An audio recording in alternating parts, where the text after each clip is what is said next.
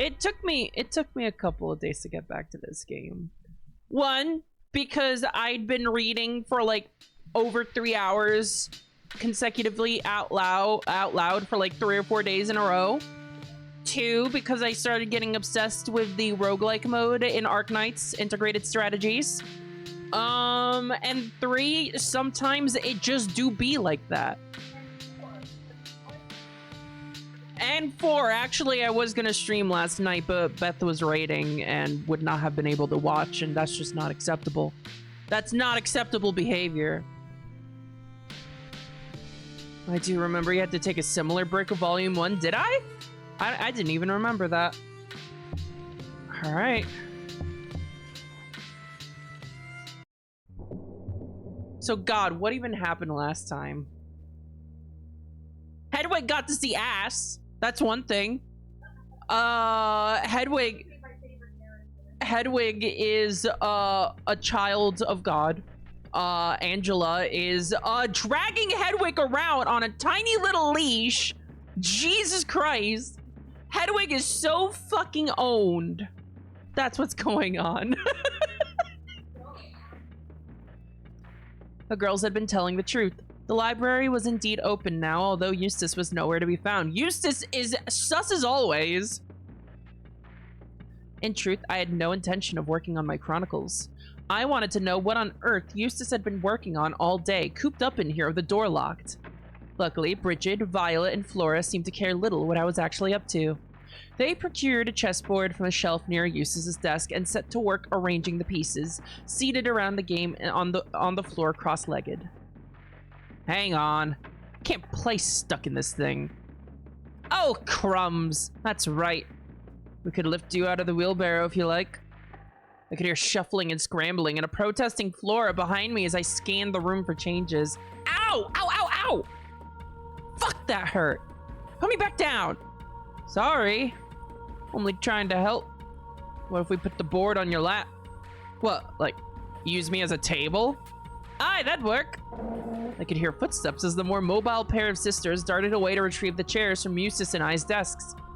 Is this all right, Miss Hedwig? Huh? Oh, yes. Just put everything back when you're finished. Of course we will. They set about arranging the chessboard on Flora's stomach and began to play. That's cute. These two are adorable. I love these three. I didn't know how I felt about the new nuns when they showed up, but nah, that's good. That's cute, actually. They bickered all the while. I did my best to ignore them as I looked at the rows of books, looking for anything different.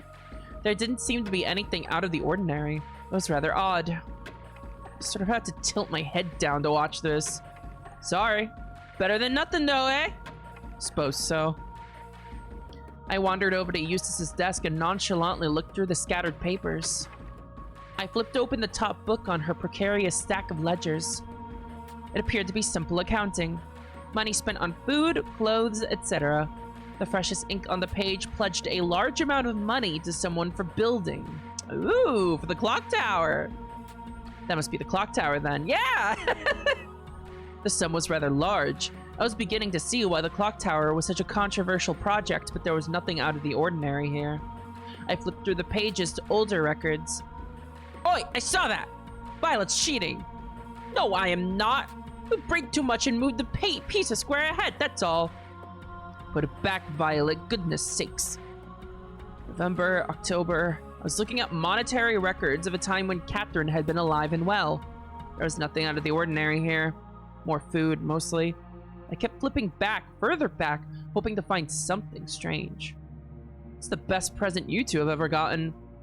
Are you trying to distract me? Just chatting. You know my answer. True enough. You know my answer too. Wow! Wow! These two! These two! Alright. Yeah, they're a fucking married couple. Hang on, I'm drinking some coffee.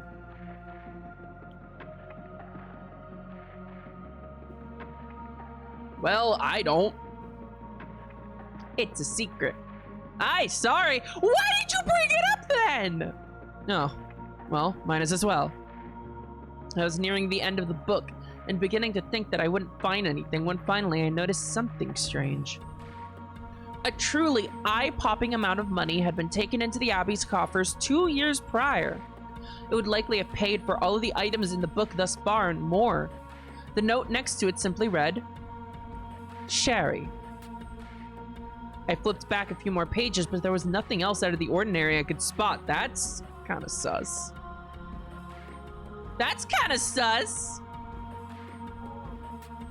I closed the book and looked around the library. A luxurious sum for the Abbey sherry was certainly interesting, but this book was old. If Eustace had been working on something sinister or hiding something from me, she wouldn't have left something this important sitting on her desk. Interesting. But not what I was looking for. With a huff, I realized that Eustace probably wouldn't teach Flora evil spells down anywhere. To do! Summon Satan. Can I write letters while I'm here? Of course you can. We used to write letters to each other all the time, didn't we? These two are fucking married! I just didn't know if that was, you know, a secret or something. Moira writes letters all the time. Oh, how does she send them? I think just with a mail cart, probably. What's wrong? Oh, nothing. It's something happened here a while before you lot joined, and I just remembered we haven't had a mail cart down the village in a while. Oh, that's no good. Oh, yeah, because the mail boy is in jail. Need to fix that sharpish. I tried the door to the sacristan chambers next. It was locked, naturally. What's in there? Oh, nothing important, really. I was just hoping to find a broom. Eustace has you sweeping this place? No, just thought it might be nice to help. I looked over towards the back shelves. Dare I? It was the only remaining place I hadn't checked. I'd be dead meat if Eustace walked in and saw me snooping around back there. If any of these younger sisters mentioned that they had seen me poking around in the back shelves, even in passing, I had to be brave. I took a deep breath and walked into the rows of shelves as casually as I could. I swear to God, eventually she's gonna find a fucking dead body back here. As if it were the most natural, normal thing in the world for me to be exploring the darker recesses of the library. I walked ahead. It was dark, but not as pitch dark as the last time I had ventured here. A shining object emerged out of the ink. Standing upright in front of me was the suit of armor I had seen in the side room during Eustace's little tour. Why is it out here? This was odd. I turned around. I could see Flora, Violet, and Bridget playing chess in the light far away. I turned back around to face the suit of armor, but as I did, something new caught my eye. All of the shelves beyond it were empty. Huh? There wasn't a single book on any of the shadowed racks. The shelves nearer to the front of the room were still stocked, but the more dimly lit brackets were utterly bare. I quickly made my way back into the light. My mum cried when I told her I was joining a convent. You cried when they cut your hair, too. Well, it was emotional, wasn't it? I cried, too. I didn't. Really? Piss off, I bet you did. Not a sniffle. Rubbish. I tried the door to the sacrist's room once again. It was still locked, of course. You really want that broom, eh? It's very dusty back there. I winced. Why would I call attention to the fact that I'd been back anywhere? Libraries ought to be a bit dusty. Means the books are good and old. I was no fool. I was certain that Eustace had spent the day moving books from the back shelves to the side room. What the hell? Why? What is this bitch doing? But why? But why? Angela had to hear about this. The superior as well. She would be able to give me the key. I could feel panic rising inside me. I burst out of the library, not caring how deranged I must have looked to Flora and her newfound friends. Where was Angela? It would be time for supper soon. Perhaps I would find Angela downstairs. It was still pouring rain outside. I flew down the stairs and scanned the cloister. Where was Angela? Where was anybody, for that matter? Through the lashing rain, I heard voices. I followed them out into the archway, and my heart sank. There was a large procession of carts outside the abbey and a large crowd of nuns surrounding them. Oh, the builders are here! The builders were here. The builders are here! I keep saying things that the game then also says one sentence later. I had never seen so many carts or so many people. It was as if a whole town was knocking on Lynn Barrow's door. There were horses and oxen, men's and stones, men's. The superior was talking to a well-dressed man with a well-kept beard and dark skin. He was smiling, bowing, and making a show out of introducing himself to all of the present sisters.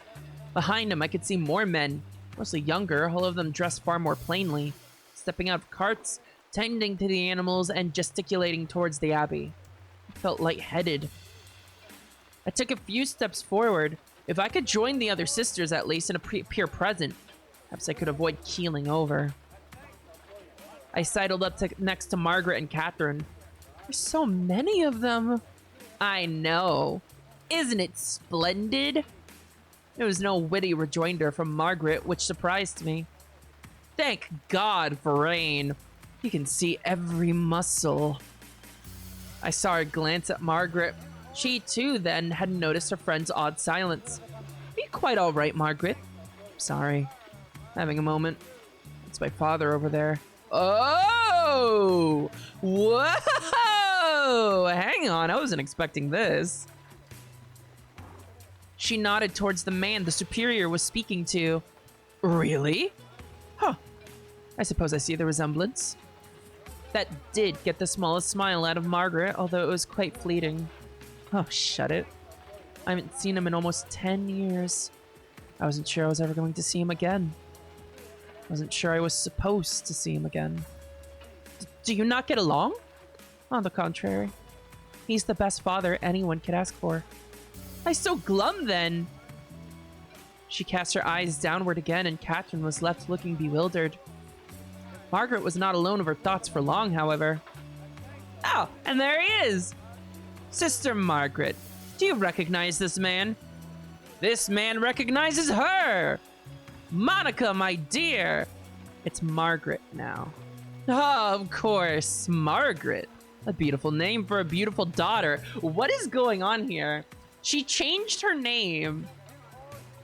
He's an amazing father, but she's not happy to see him. What's going on here? Hang on, I'm drinking more coffee.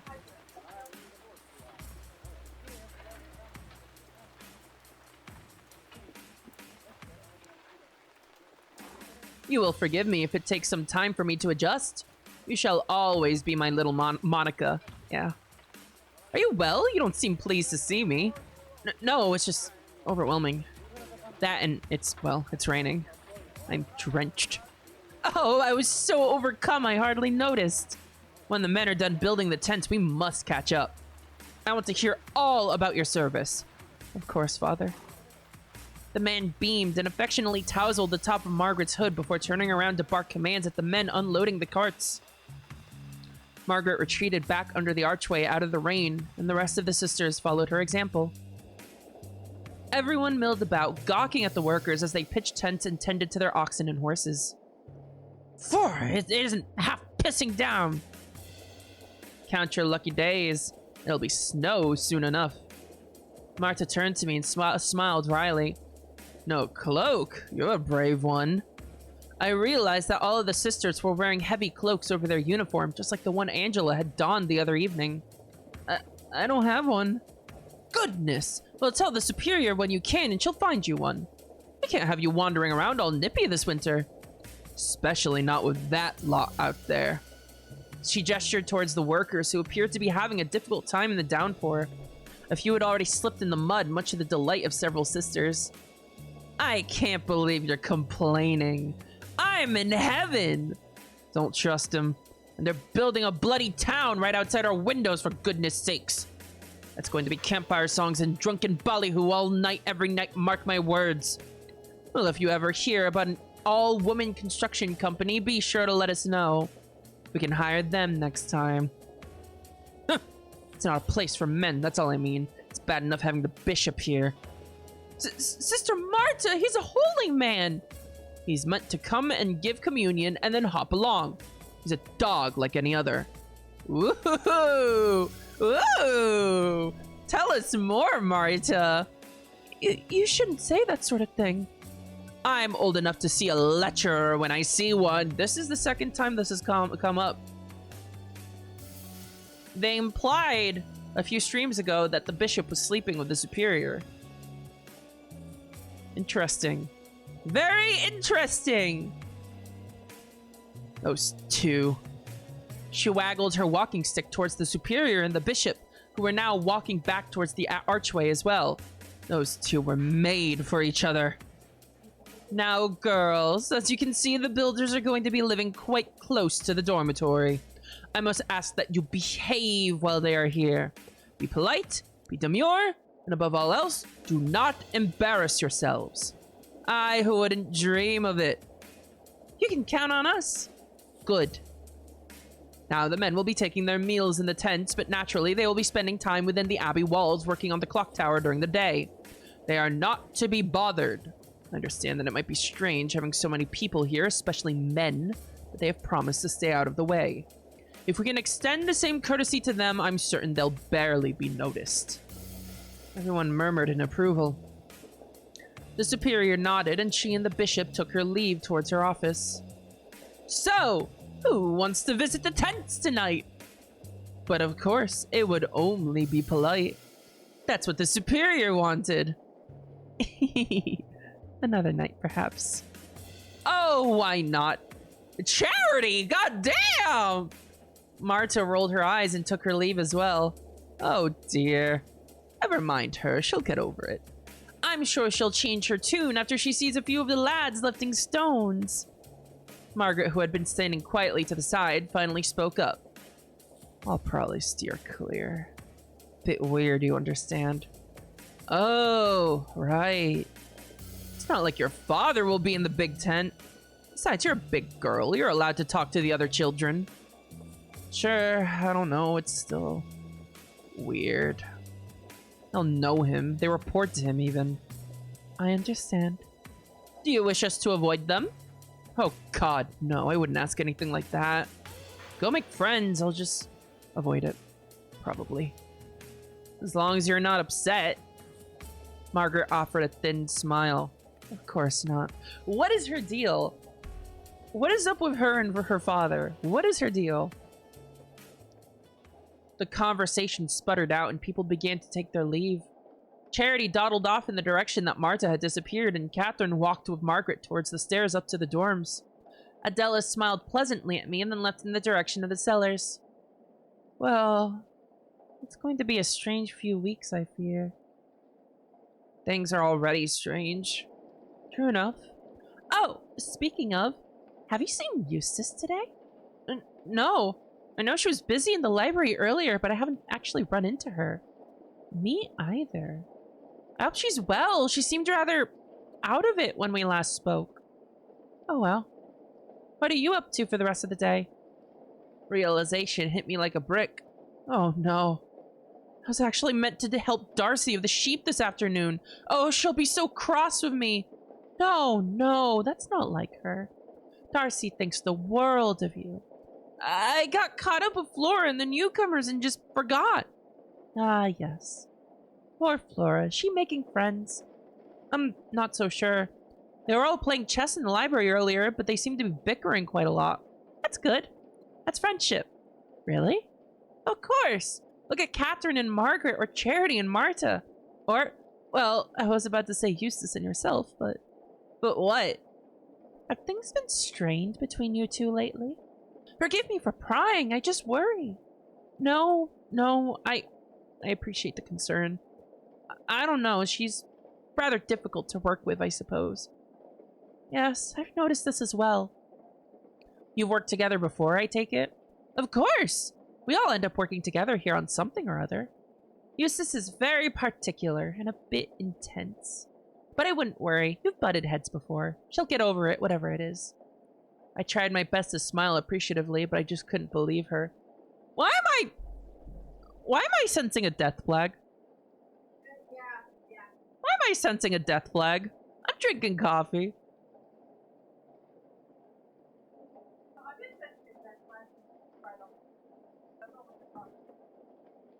I didn't mean a death flag for Moira. I meant a death flag for Eustace. Anyway, I suppose I should go and check in on the kitchens if Darcy's been busy with the sheep today. I'm sure she could use some help. Has she not returned? I don't know. I didn't see her if she did. I'll go with you. I feel bad about leaving her to tend the sheep on her own. We hurried towards the kitchen through the rain. Darcy was nowhere to be found inside. She must still be busy. I hope she's not stuck walking up the hill in this weather. Oh my goodness, no. She usually gets a ride from one of the farmers after taking the sheep down to the village. She's probably just waiting out the rain. Lyra looked around the kitchen, lost in thought. I don't want to tread on any toes, but perhaps we should make supper? Us? Hell, if Darcy's indisposed, I don't know how else we're going to eat. I'm sure she'd appreciate a meal when she returns, too. It's a lovely idea, I don't know the first thing about cooking. Nor I! Uh-oh. Uh-oh, are they about to make something inedible? Oh no. They're about to make a deadly cuisine. Ah yes, Catholic Guilt 2, The Nuns Be Gay. Yeah, that's right. That's the name of the video game. 100% correct, that's true.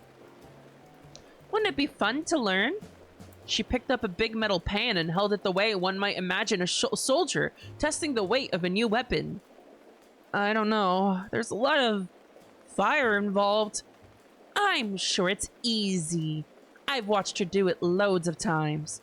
Now, do you know how to start a fire?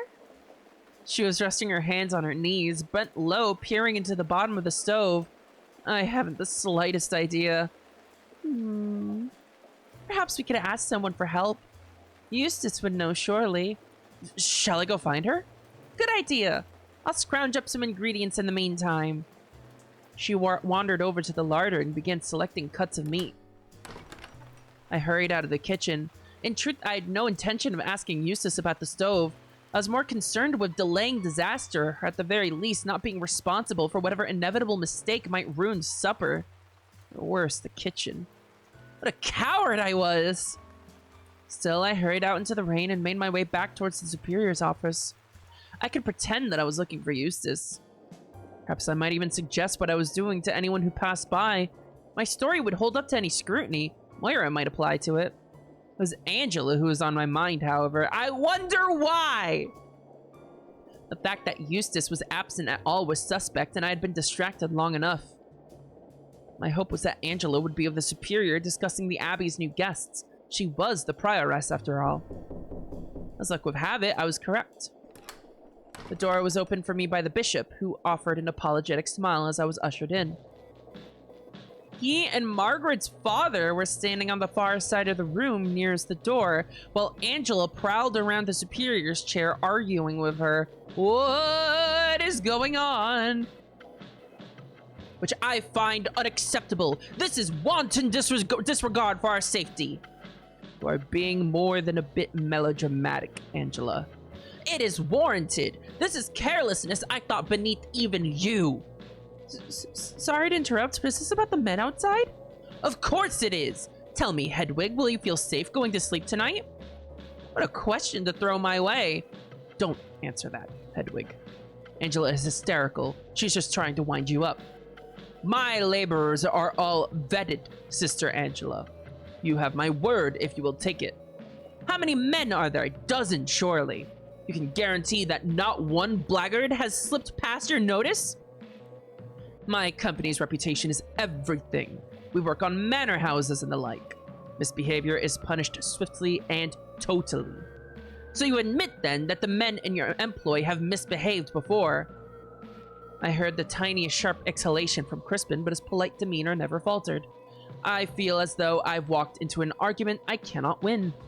If I admit to the reality you describe, I would never claim that nobody has needed to be punished in my incorporated history. Then the way I have dealt with this reality can never be enough. I think you and the Superior are attempting to ignore the reality I am critical of. A camp full of restless men, young and old, exhausted by work and full of drink, sits outside of a nunnery. Within a stone's throw of the windows to our private rooms, nonetheless. We have no gate, no locks. Thieves or worse have unfettered access to any treasure they might desire. Ridiculous. With all due respect, Sister Angela, if my word is not good enough, what would be? Should I castrate all of my employees? That might be a good start. What about a curfew? My men are not children, Lord Bishop. It would not take well to that sort of treatment. It certainly sounds like you have them under control. Respect is the greater part of control, good sister. I have no doubt your dogs respect you for giving them such a long leash. Will they respect us, though? The superior slammed her hands flat onto the desk. Enough! The meeting is over! There is nothing to negotiate! I'm sorry, Angela, but you will just have to put up with our guests. They are here to do a necessary job. Out of season, no less. We should be grateful! Crispin gave the superior a little nod of appreciation. We shall work fast and work well. You will have your tower before the year ends. By that token, I should get back to the camp and see how things are progressing. Have a pleasant evening, ladies, Lord Bishop. He offered everyone another charming smile and left the office. If I hadn't already known he was Margaret's father, I would have made the connection then and there. That grin was unmistakable. What did you need, Hedwig? I was actually looking for Sister Angela. Ah, what luck. She's all yours. You are both dismissed. All yours, Hedwig! She waved her hand towards the door. The bishop offered yet another apologetic expression to me as he saw Angela and I out into the cloister hall. When the door closed behind us, Angela huffed. Unbelievable. She has lost her mind. Because of those men? Follow me. She took off towards the chapel. We eventually stopped behind a shadowy pillar just out of the rain's reach. I will ask you again, Hedwig. When you go to sleep tonight, will you feel safe? No. But I must admit there's very little to do with those men. Their presence does not bother you? Not any more than the presence of a murderer. Or the devil himself, for that matter. I suppose you have spent your whole life in a little locked room. Men love to take, Hedwig. They will be a problem before you know it. I suppose I just have bigger things to worry about, Sister Angela. Angela looked oddly forlorn. The idea that I did not see eye to eye with her on this matter seemed to genuinely baffle her. Then I shan't belabor it. You said you were looking for me. What did you want? Well, I was unable to speak to Darcy, but nevertheless, I wanted to report something rather odd. Eustace has been missing all day. Or rather, not missing, but indisposed. I think she has done something very strange in the library. Angela's face morphed back into a familiar stony expression. You were right to come and find me. What have you found? I was unable to complete my writing this morning because the door to the library was locked. I was able to enter this afternoon, but I discovered that Eustace had taken many of the books down from their shelves and locked them away in the sacristy. What on earth? Nearly everything past a certain point in the library is missing. We should go at once. Show me. She began to walk briskly towards the stairs. I felt a small sense of triumph as we made our way through the cloister and up to the second floor. Finally, I was beginning to feel like I was making real progress. If there was some piece of evidence Eustace was hiding, it wouldn't be long until this mystery was solved. Hey! The eyes are back! Look at that, right there! The eyes are back! Even proof that Eustace was hiding something might be enough to finger her. There's enough fingering going on in this, convent. Hedwig. I was almost excited as I opened the library door. Who's that? I can't see. The beaky one again. And the other beaky one. But Angela and I ignored those barbs. Try that door, Angela. The sacristy? Yes. That is always locked. Oh, I'm such a fool. I meant to ask the superior for the key. Never mind. Show me the missing books. Whoa, missing books. It wasn't us. We've just been playing chess. I hesitated for a moment, then moved towards the shelves, and I stopped. This is where my story might start to stretch credulity. But I swear upon my life that this is true. The shelves did not extend as far back as I remembered them going. In fact, the back wall of the library was perfectly well lit by the candelabra hanging from the ceiling, huh? Are we doing House of Leaves here? Are we doing Abbey of Leaves? Where are the missing books, Hedwig? I guess would be in the sacristy. Of course, but which shelves were emptied? Every visible shelf was fully stocked. I don't know. I stepped forward, hoping that I was just missing something obvious in my nervous state. I can't see anything out of place. Nor I. Flora, did Eustace come back while I was away? Nope. Angela had stepped into the row of shelves I was in, peering up at the very present books in confusion. I headed back towards the younger nuns and turned to face the shelves once more. I stepped into the row adjacent to the one Angela was perusing. To my great relief, I could now see back into the inky depths of the full library. Ah, here we are! Angela, come over to this row! Huh? Can you only actually see into this part of the library from like a certain angle or something? Wait, I don't get it. Non-Euclidean library? I jogged into the darkness. Now I could see the empty shelves all around, just barely visible. I heard Angela's footsteps approaching and turned to beckon her towards me. Uh-oh! Hedwig, where are you? I'm right here. It's just a little dark. Hedwig, hello? Just step forward. Huh?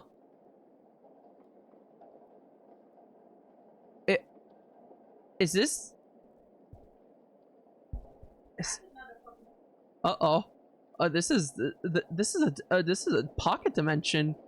There's a fucking pocket dimension in the library! It was as if she could not hear me, let alone see me. This is a joke, Hedwig. It is not funny. You know that I dislike having my time wasted. I'm not joking! Sister Angela! Sister Angela! I shouted as loud as I could. Angela tilted her head quizzically, but otherwise did not react. Bewildered and a little frustrated, I marched back into the light. If I had to drag her into the back shelves by her hand, I would. Oh, there you are. I've been here all this time. Just follow me. I turned around to head back into the dark shelves, but they were no longer visible. Found them. Once again, there was only a well-lit wall at the back of the room. The bookshelves around us were perfectly stocked. I half expected Angela to chide me, but her expression was oddly grave. There's nothing there, Hedwig. Yes, but there was a moment ago. I promise I'm not pulling a prank on you. I don't think you are. She was staring at the wall. I could just barely see her lip quivering. Did you hear me shouting for you a moment ago? She did not respond. Flora, did any of you hear me calling for Angela? Maybe? I didn't hear anything. Nor I. Really, I swear I heard something. Angela? You didn't hear me? I give quite a bellow. We should leave. Right now. She spun on her heel and practically ran out of the library.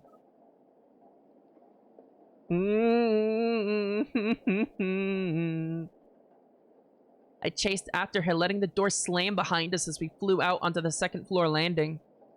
Angela braced herself on the stone railing overlooking the cloister. She was white as a sheet. Are you quite all right? Could you truly not see or hear me? I could see you. Enough! Enough! I shut up and stood awkwardly while Angela collected herself. What did you see? The empty shelves I told you about. They were just as I left them. Angela slammed her fist against the stone railing. There was nothing there! But you were gone. And then you were back again. Perhaps I blinked or turned away, but I only stepped towards you. You have to believe me. I do believe you, which is why I am in such distress. There's no explanation for what I just saw. We should find Eustace and demand the key to the sacristy. Then we can find the books, and whatever trickery this is won't matter anymore. Yes, that would be wise. She turned her gaze to the library door. Do you think they're safe in there? They seemed not to mind at all. True enough. I suppose nowhere in this abbey is safe. Until we find what's in the sacristy. Indeed. She pulled herself up. She still looked rather shaken, but a tiny glint of her usual resolve was flickering in her eyes. I will go and ask the superior if she has a spare key for the sacristy. You start asking around the sisters to see if you can narrow down her location. One way or another, we'll get into that room. I nodded. We headed down the stairs together and parted ways at the bottom. There's eyes everywhere! I made my way back towards the kitchen to check in with Moira before anything else. I could tell her the truth. I was still looking for Eustace and would be unable to help with supper. Despite everything, I was still determined to keep up appearances. Chapter end? Chapter end. The fucking Abbey of Leaves! God Gifu? God Gifu? Uh-oh. Oh no! Moira, it's been 2 seconds! What? Oh, it's done? Yeah, it's the perfect fucking thing. Look at that pattern, too! Gorgeous. Is it glove time now or scarf time? Scarf time, okay. Beth just finished knitting their hat. I entered the kitchen and was immediately overwhelmed with smoke. Moira! I couldn't speak. The air was thick and made me cough as soon as I opened my mouth. Oh, Hedwig, did you find you? Moira also began to cough. I held the door open to allow the gray whisk to dissipate outside. I stood in a daze for a moment, overwhelmed by the memory of the beast's sulfuric stench that night on top of the wall. Moira finally collected herself. She was still smiling, though her eyes were watery. Did you find Eustace? I managed on my own, but I could still use some expertise. I couldn't find her. I'm still looking for her, actually. I just wanted to check on you here so you weren't waiting. Not to worry. I'll manage by myself. I just burned one bit of meat, but I think I can cut the worst of it off. The next one will be easy. And by doing, that's what I always say. I nodded warily and watched as she plopped another cut of meat into the frying pan atop the stove. More smoke began to billow up as the meat sizzled violently. I think the pan is too hot. Did you leave the door ajar for me on your way out? I nodded and propped the door open. The kitchen had a chimney, but Moira was managing to produce far too much smoke for it to handle. I wandered back towards the cloister, unsure of who to check in with next. You know, considering how much of a big deal the clue of smoke was last stream, I can't help but think a little extra about that smoke in the kitchen.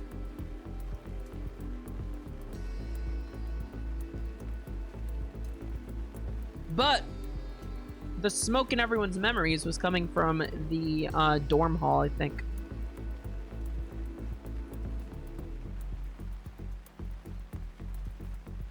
Finish up my coffee. There we go.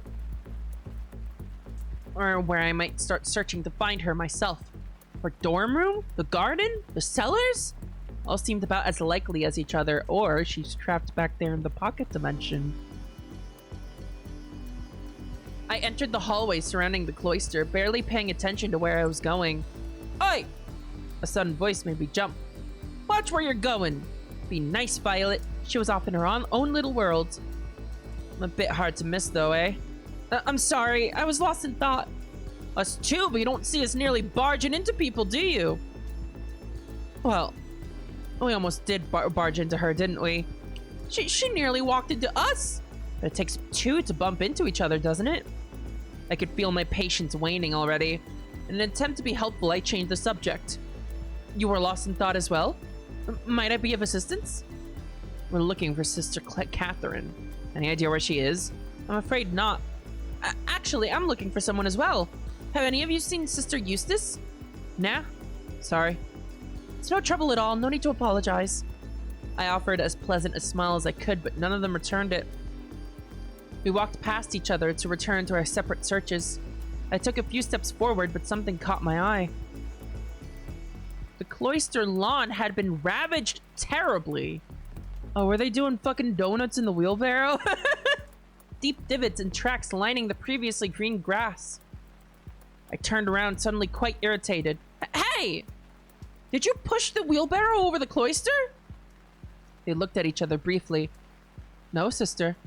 You think this little thing could have done all that? It's all those blokes moving stones. You mean the builders? No, the Plantagenet army. Of course we meant the builders. That's a historical reference I do not understand. Very well. I apologize. She was only looking out for the upkeep of the Abbey, Violet. Fair enough. No reason to treat us like criminals, though. I did apologize. She did? She did. Oh, right. Sorry about that, Miss Hedwig. Apology accepted. I hope you find who you're looking for. Aye, you as well. Flora continued staring at me as Violet turned her wheelbarrow around. Flora's kind of sus. I turned back the way I had been walking and continued my laps. After a few laps, I wandered toward the garden, hoping Eustace might just materialize in front of me. People had a habit of bumping into me at the right time, after all. Unfortunately, I would have no such luck today. It was still raining and there was nobody in the garden. I sighed. There was no use getting drenched unless I had to. I turned back towards the cloister. Oh, that scared me. As I paced up towards the gravel path, a puddle caught my eye. Oh. An idea struck me. I had a good idea of where she might be. The rain kept coming. I pounded on the door to the Superior's office once again, hoping that I wouldn't bother her. I had a strong suspicion that Eustace was off fishing, but there was no way I was going to walk there in this weather without one of those thick cloaks the others had begun to wear. Raindrops felt good against my skin, but soggy clothes did not. What is it? Oh, Sister Hedwig. Sister Angela was just here. She said you were busy. Did you need something? Nothing important, but, well, the rain has been getting awfully heavy lately. I was hoping I could be spared one of the traveling cloaks the others are wearing. You weren't provided a heavy cloak? Goodness, how embarrassing. One moment. I should have a spare. The bishop was still here, leaning against the Superior's desk. He smiled warmly at me. It didn't work, however. I felt annoyed. What did he do all day, exactly? I immediately felt ashamed for being so judgmental, however, and quite quickly returned a smile. Let us see. I usually keep one or two at the bottom of the wardrobe just in case somebody damages or loses theirs. She opened a large cabinet set against the wall. Perhaps I spoke too soon. Oh dear. How odd. I could have sworn I had one. Someone stole one. Someone stole one. Maybe for the big demon monster wrapped all in black. Huh? There's a few things slotting into place here. You are certain there isn't one in your new room? Should have been folded up underneath the bed. I'm quite sure. How queer. Yes, she is. I gave Darcy very specific instructions on preparing your room. Well, if you need one right this moment, I suppose you might borrow mine. She retrieved the single cloak that was hanging in the wardrobe and handed it to me. Oh, no, I couldn't possibly. Nonsense. I don't plan on stepping out into that nasty weather for very long if I can help it. Just take good care of it. Of course. Thank you, Your Reverence. My eyes darted towards the bishop. You have a deep well of kindness, Mabel. I do what I can. I slipped the heavy fabric over my shoulders and fastened the clasp on my neck. The sensation was immediately overwhelming, snug, warm, perhaps even a little stifling for the indoor air. Is there anything else? Do you have anything new to report about your investigation?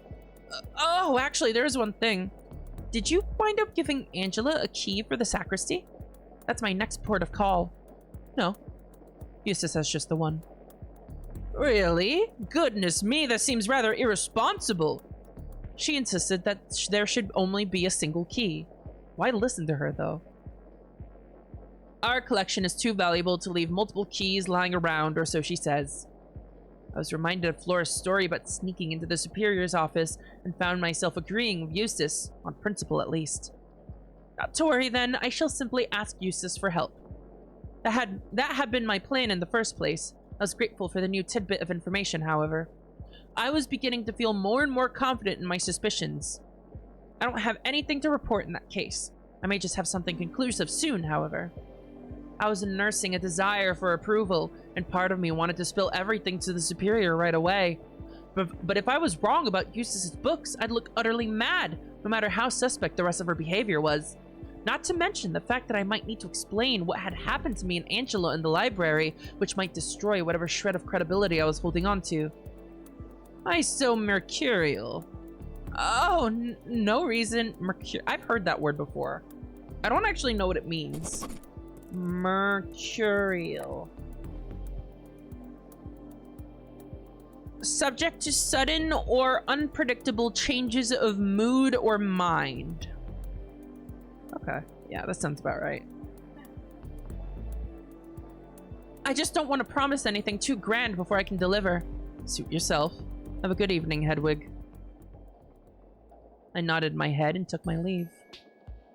I'm drinking some water.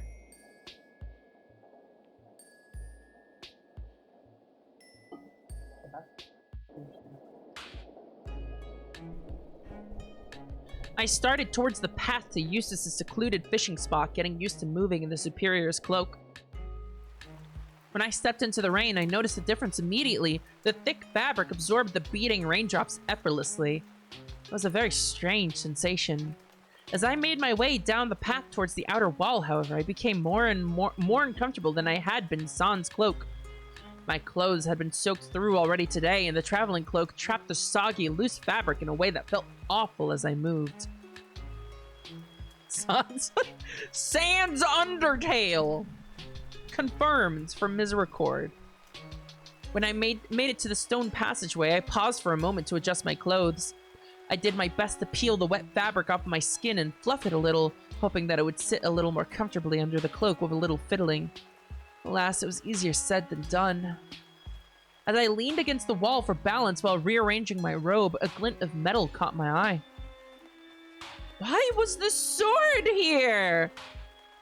There's so much weird shit happening! I bent down to retrieve it. Once again, I marveled at how natural it felt in my hands. I turned the blade over to inspect it. Sure enough, there was the Hebrew engraving. Why had it been deposited as unceremoniously out here? Keeping good care of the sword was Eustace's job, as she had complained about so many times before.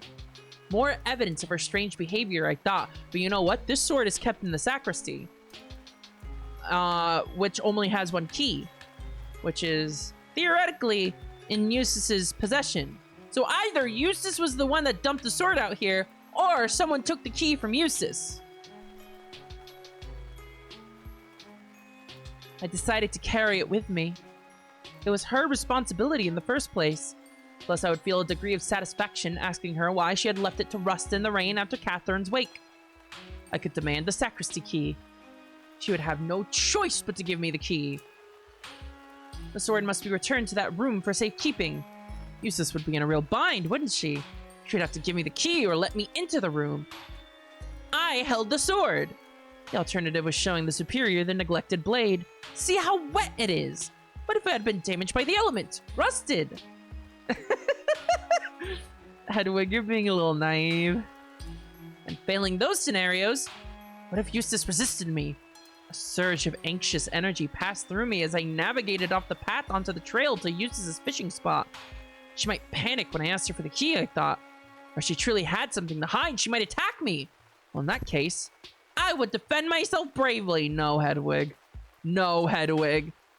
I hacked at a few branches along the path to practice my swing. Hedwig, no! When I finally reached the log I had to clamber over twice before, I gave it a good slicing down the middle. Nothing could slow me down now. I hacked the rotten log in twain with a few more hits, and the path opened up to me. You really shouldn't be chopping wood with that fucking sword! I jogged ahead. I was beginning to feel excited. I was so close to finding Eustace. I was so close to freedom. I was so consumed by the idea of catching Eustace in her lies that I ceased worrying about the beast that attacked me and Flora, or the magic circle, or the strange events in the library. Those things followed this thing. The head counted far more than the limbs. If Eustace was forced to tell me the truth about what she was up to, if she was made to admit that she had something to do with Catherine's death, everything else might follow. I practically pranced the way of the rest of the way to the riverbank. Alas, my giddiness was all for nothing. There was nobody out here. I'd been wrong. I surveyed my surroundings. In retrospect, this should have been obvious. Fishing? In this weather? How stupid was I? I let out a howl of frustration so loud I surprised myself. Even with the tree cover, sitting in the damp grass for hours on end would have been miserable. I had imagined Eustace slinking out into the woods to contemplate her nefarious schemes, huddled in the rain, beating fish against her bucket to calm herself. Eustace, come on. No, not Eustace. Hedwig. Hedwig, come on. It had made perfect sense in my mind. But here I was, a lone fool drenched to the bone. I'd had enough. I was humiliated and uncomfortable. I felt hot and clammy all over. I'd had enough of my sodden clothes. In a fury, I flung the sword to the ground and began to tear my garments off. Hedwig! Why does everything always end with fucking exhibitionism with you? I let the cloak fall to the ground and yanked my robes over my head, balling them into a squishy heap on the ground. Enough! It was colder this way, but at least I was free from the awful sensation of soaked fabric steaming underneath this thick cloak. Hedwig! Why do you keep doing this? Hedwig encounters a minor disturbance, like the slightest inconvenience, and immediately gets naked.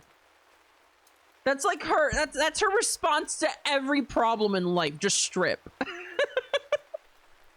I held my arms aloft, inviting the raindrops to cool me down. Slowly but surely, the oppressive, sticky sensation my damp clothes had imbued me with was replaced with a cold but crisp sense of comfort. Frustrated? Everyone heard that bellow, I'm sure. Leave me alone. We are alone, for now. Someone will come looking eventually. We should enjoy ourselves while we can. Nobody knows where I am. Eustace, my guess. Then let her come. I was looking for her anyway. And let her find you like this? Be quiet! She chuckled and then picked up the sword and examined it idly. Huh? Why? Why is her alter ego picking things up? Like, it'd be one thing if she was talking to a voice in her head, but... What are you doing? Just looking. Looking at what? Nothing. Goodness, you are paranoid. I glowered and sat down in the tall grass. I just needed some time to collect myself. By all means. I laid down and shut my eyes, exhaling deeply. The rain pelted my body, massaging me, relaxing me. What had I come looking for again? I opened my eyes. Hello. Hang on, is that, what are you doing? The same thing you are. Nonsense. You tricked me. You wanted me to get me out here alone. Pulled me here with your infernal line. I don't get it!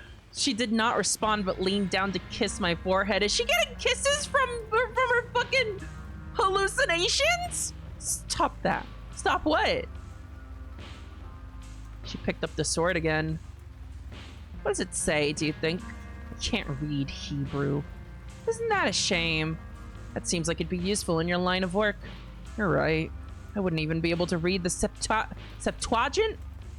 How many layers separate you from the gospel truth, I wonder? I don't like to think about that. That's quite all right. I think about it for you. I think about a lot of things for you. Oh? Is that why you pull me around with that invisible thread of yours? Thread? What thread? I don't lead you anywhere. Not on purpose, at least. I just wander freely. If you feel compelled to follow me, that's on you, I am afraid. You do not understand. There's a lot competing for attention in your spirit. What happened to Catherine? What might happen to you? Will you see heaven? Why do you feel all funny when Catherine pulled you close? Stop it. Why do you feel funny when you look at Adela or Moira or Margaret? Stop it! Or Eustace. And why, oh why do you feel it the most when you look at Angela? You're wrong, you know. Don't deny it. You're forgetting one. Am I? Oh, that's right. You feel it the strongest when you think about Catherine. Look at Hedwig admitting it. Yes. You can never touch her, though. And you never will. So what would you call it, that feeling? I don't know. Gnawing, I suppose. Loss. Emptiness. Yes. She turned the sword over in her hands, examining the handle. This was Catherine's sword, was it not? Somebody said that in the Misericorde. The Knight Eustace pretended to be the ghost. Why? Catherine's sword.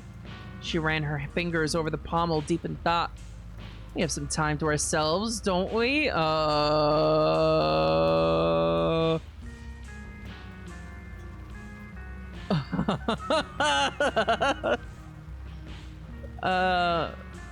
If this gets too weird, I will have to skip. I don't know if I'm comfortable with this. Time enough, I'm sure. She traced her fingers down the handle all the way past the crossguard. I'm carrying another thought for you. Oh, indeed. She guided my hands to the base of the blade. Ow! Hold the guard, you stupid woman. Just relax. I'll take care of things. Oh.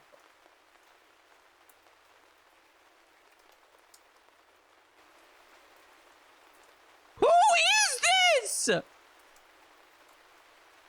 Okay, I'm glad I'm glad they didn't like get fucking egregious with it. Okay, but like literally, who is this? Like even Hedwig like doesn't seem surprised to see her. Like at first, whenever I saw her, I thought this was just like Hedwig like talking to herself, you know, like her urges speaking in her head. But it's like turning out to be like an actual physical being that can fuck her with a sword. It was beginning to get dark when I finally rose to my feet again. The rain had dissipated. Are you sure? I was shaky and unsure of my footing, but undeniably calm. My hands stung in the rain. I looked down at my palms and grimaced. I told you to be careful. She was washing the sword in the stream. Water's not good for metal, is it? Blood is worse, I should think. Especially on the leather. I blanched and turned away. I picked up my clothes, meaning to get dressed. They were unusable, however. I sighed and retrieved the Superior's traveling cloak. This, at the very least, was still usable. I fastened around my neck and pulled it closer on my naked body, just as Angela had worn hers before. You did that on purpose. To what are you referring? Let your clothes get soaked? Oh no! Now I have to walk all the way back wearing Not Boy a cloak. That's not true. Yes, it is. Want to know how I know? Because I thought it for you. Enough. She handed me the washed sword with an impish grin. The trek home was as exhilarating as she had insinuated, of course. I was cold, wet, and shivering, but I was happy. Happier than I had been relaxing on the riverbank, even. Why is that, do you think? I don't know. Isn't that your job to think about? It's a puzzle, even for me. You could lay with anyone you like here, surely. You don't want that, do you? I do. I do sometimes. It's surprising me how easily she's admitting this. But I know it's wrong. Is it any more wrong than this? It's different. You don't want to ask. You're just abdicating responsibility. Giving is wrong, but being taken from, well, that's not on you, is it? I just like how the air feels against my skin. I'm sure you do. So do I, naturally. But it must be something more than that, surely. Must it? Is it so wrong? Surely there are far worse vices. I'm inclined to agree, but is it my blessing you need? You know what I think? I think it's even more than putting the burden on your onlookers. I think you want to be worshipped. Enough! Let me enjoy this walk in peace. Suit yourself. I walked the rest of the way home in silence, the sword in one hand, my clothes in the other. I let the cloak flap open, inviting the cold air to dry my skin somewhat. It was getting dark, but I could see the glint of torches ahead. As I approached the outer wall of the abbey, my thoughts returned. What if all those men saw you? What do you think might happen? I suppose they might see me. And then what? I know you've often imagined yourself under the acacia trees. I know you dream of Absalom. Perhaps they'd erect a tent just for you. I meant to argue, but I could not. I was distracted by a dark shadow looming above the abbey. At first, I thought it had been a rain cloud. But as I drew closer, I caught a familiar scent on the breeze. Smoke. Moira is fucking burning down the Abbey! I broke into a sprint without thinking. It was difficult to run with both arms occupied. I looked ridiculous, I'm sure. The traveling cloak billowed out behind me as I sprinted. I let out a growl of frustration as I passed into the walls of the Abbey. This would not do. Even in an emergency, running around naked as anything was too much even for my addled mind. My clothes were still unusably wet. There was no other choice. I tossed the sword back into the grass I had found it in, then covered it hastily with a pile of laundry. Now I could pull the traveling cloak around myself at the very least. I would come back for the evidence. Everyone would be distracted by the fire anyway. I made my way towards the source of the smoke, following my nose. I felt terrible. Leaving Moira to her own devices had been selfish of me. I had no doubt in my mind that she had become overwhelmed by the intricacies of work only Darcy could do. But as I passed through the cloister, I realized that the fire was not in the kitchen. It was coming from upstairs. Ooh. Several men were rushing up the stairs, carrying buckets. I pulled my cloak a little tighter around myself as they passed me. A horrible realization was building inside of me, and as I crested the final steps, my fears were confirmed. Hedwig! Oh, Hedwig, I'm so glad you're well! What happened? There's a fire in the library! Oh, that's intentional. That's intentional. You used to set the library on fire. Or was it Angela freaking out? That's a good point, Beth. I only just found out. I thought I was just smelling the stove until I heard men shouting and running. Another one of those men pushed past us as she said this. They almost got it under control, I believe. The other sisters, the bishop and the superior, were all scattered about the second-floor hallway. Most were leaning against the stone railing, looking concerned.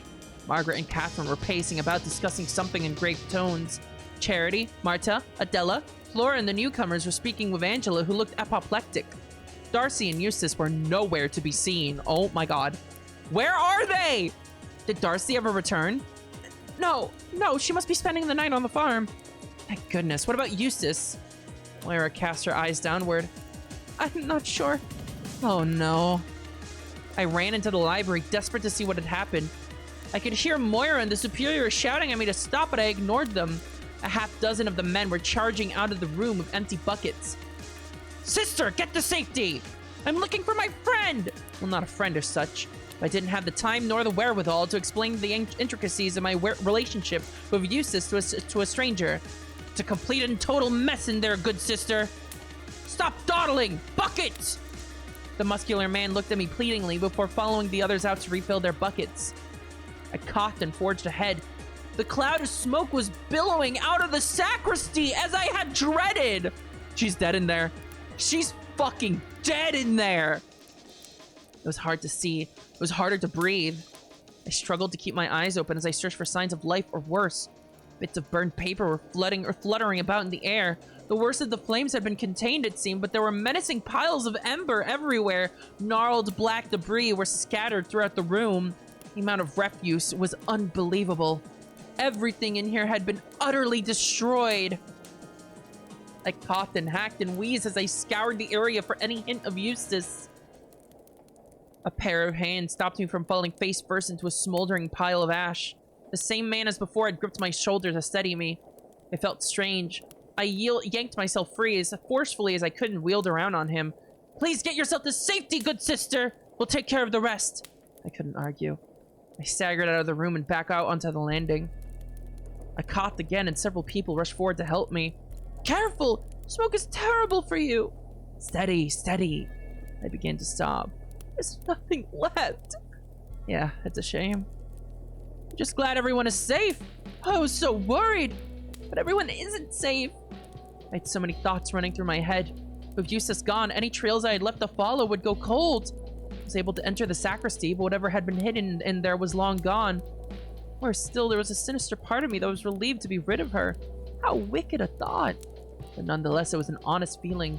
Without her breathing down my neck and with no way to pursue the mystery any further, perhaps I could live normally. Hedwig? What do you mean everyone's not safe? Have you not realized? Where's Eustace? Margaret grinned in a confused, almost condescending manner. That had me worried for a minute. She's right there, Hedwig.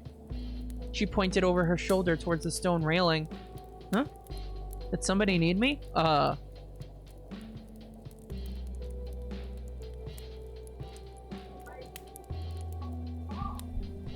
Dude. Dude.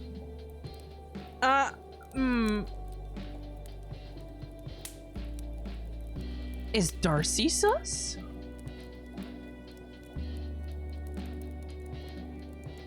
Here came Eustace, alive and well. Oh, Hedwig. Glad to see you're well. That's everyone then, isn't it? It would seem so. But, Eustace, why aren't you wearing anything, Hedwig? I didn't want to say anything. Why'd you have to go and ruin it, Eustace?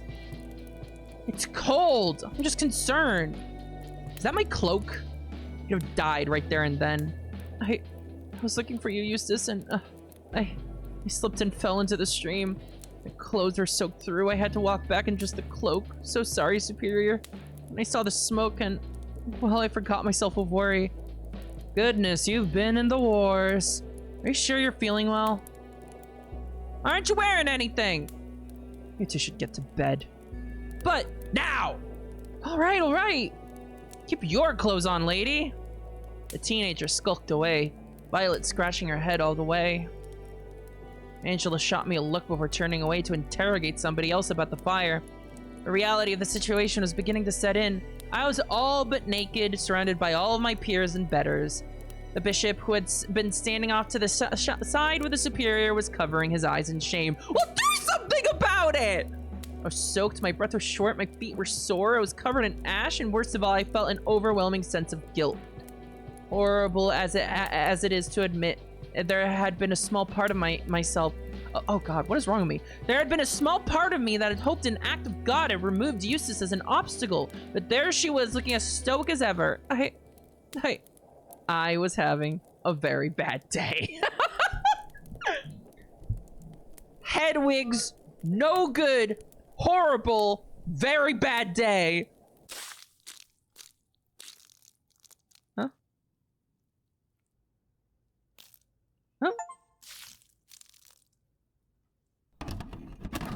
Hey! You can't just do this! You can't just pull this on me! Hark, Academia! Huh? I can't keep track of all this shit, man! I'm at cans, hope that's alright. Huh? Oh, yeah, sure. I felt kind of strange all of a sudden. I remember blinking and flipping the pages of the book. Right, yeah, I was holding the book. I wasn't able to read much, though. Jet lag or something.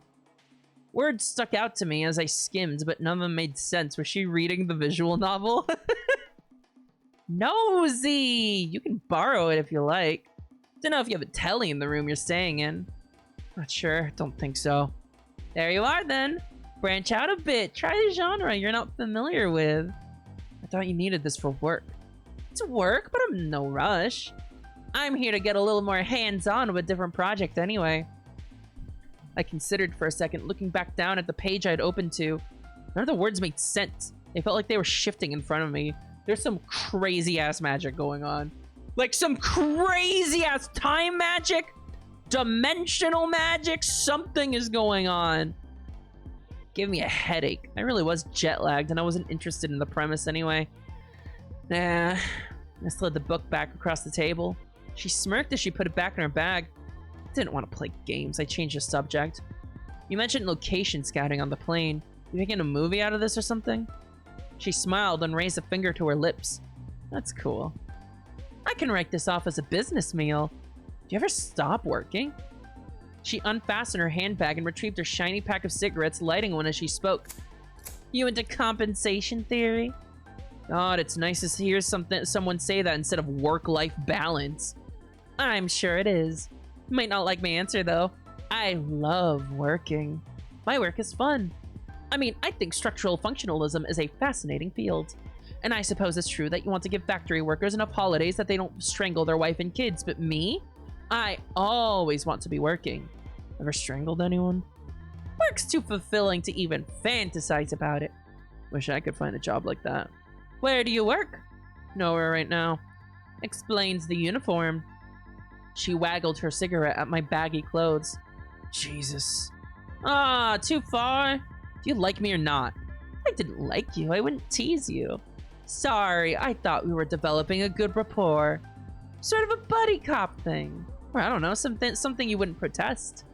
Buddy, co-op grocery cashiers. She's so weird! Her above it all shtick was really starting to piss me off, but what really annoyed me was that she was funny. I was used to being the mean one in conversations. All I could do was scoff. Is this all off the dome, or is this your open mic material? Like I said, love, I'm always working. So, American, unemployed, perhaps unemployable, left wing in the sense that you really want people to know you're left wing, punk aesthetics, but academic vocabulary when push comes to shove. I'm going to guess your parents are wealthy, but not in academia. If that was the case, you'd probably read less, you'd never be able to keep up arguing with them, and you like feeling smarter. So let's say liberal. Do they work in entertainment? Your natural distaste for me might stem from that. I remind you of them. I don't have a distaste for you. You're kind of weird and kind of mean, and I don't even know your name. I buy you drinks, though. We do have a rapport. Yeah, thanks. My name is Tatiana. Oh, not Catherine. Really? Really? That's more Russian than I was expecting. Now who's being mean? Maybe I'm a spy for the Reds. You'd like that, I imagine. Whatever. Anyway, you're wrong. Neither of my folks are in entertainment. I'm very close, though, aren't I? Politics? God damn it, yeah. Can I have a cig? Of course! Thanks. Yeah, my dad's a mayor. She laughed really hard at that one. The mayor's punk daughter! That's almost too good. I bet you're popular in the papers. God.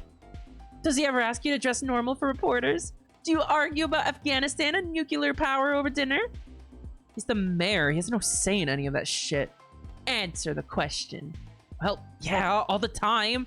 Like, he's the mayor now, but what if he becomes a senator or the president? I'm always right. What's his #1 policy? Huh? What did he run on? What won his campaign? Prison shit. Carceral state fear-mongering bull. So I was right. Liberal. Sure, yeah. Well, that paints an absolutely fascinating picture of you. But why are you here? Why Lynbarrow? I was getting tired of the interrogation, but looking around the bar, pub, I realized my options for conversation elsewhere on this trip were slim. You're the location scout. You know about the weird shit that went down here. She blew a large cloud of smoke out of her nostrils. Pretend I don't. Okay, sure. There's this abbey at the top of the hill here. You know, for medieval nuns. It burned down a long time ago. Nobody thought it was very important, you know? Like, it was sad, but it's not like the Tower of London or whatever. It was just another abbey. But there's weird shit about it. Lots of conspiracies and stuff. Ghost stories? I'm familiar. Do go on. There's a whole bunch. I don't know. Some of it is silly. I'm not, like, much of a kooky theory type, you know? I just thought it was interesting, and I wanted to get away from home for a while. Tell me the theories. Some people think there was a coup or something being planned there. Or that there was, like, a medieval terror cell there. Like, they were gonna do something about the War of the Roses. I don't know, it sounds pretty stupid when I say it out loud. I never felt less confident in myself than I did explaining myself to this rich lady.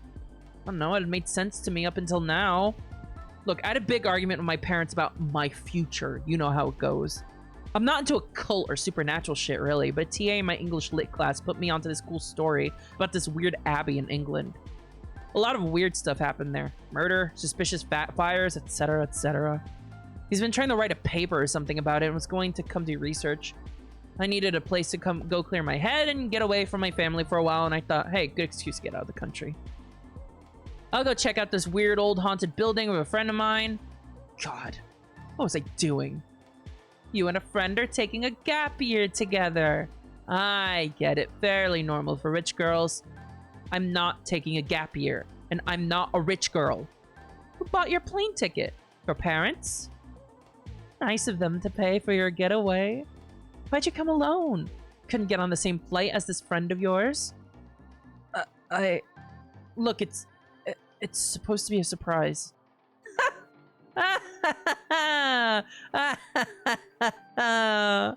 She threw her head back and started cackling.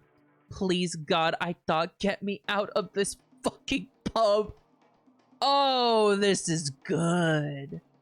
This is really, really special. This friend isn't a friend, is that right? You're in love with him, aren't you?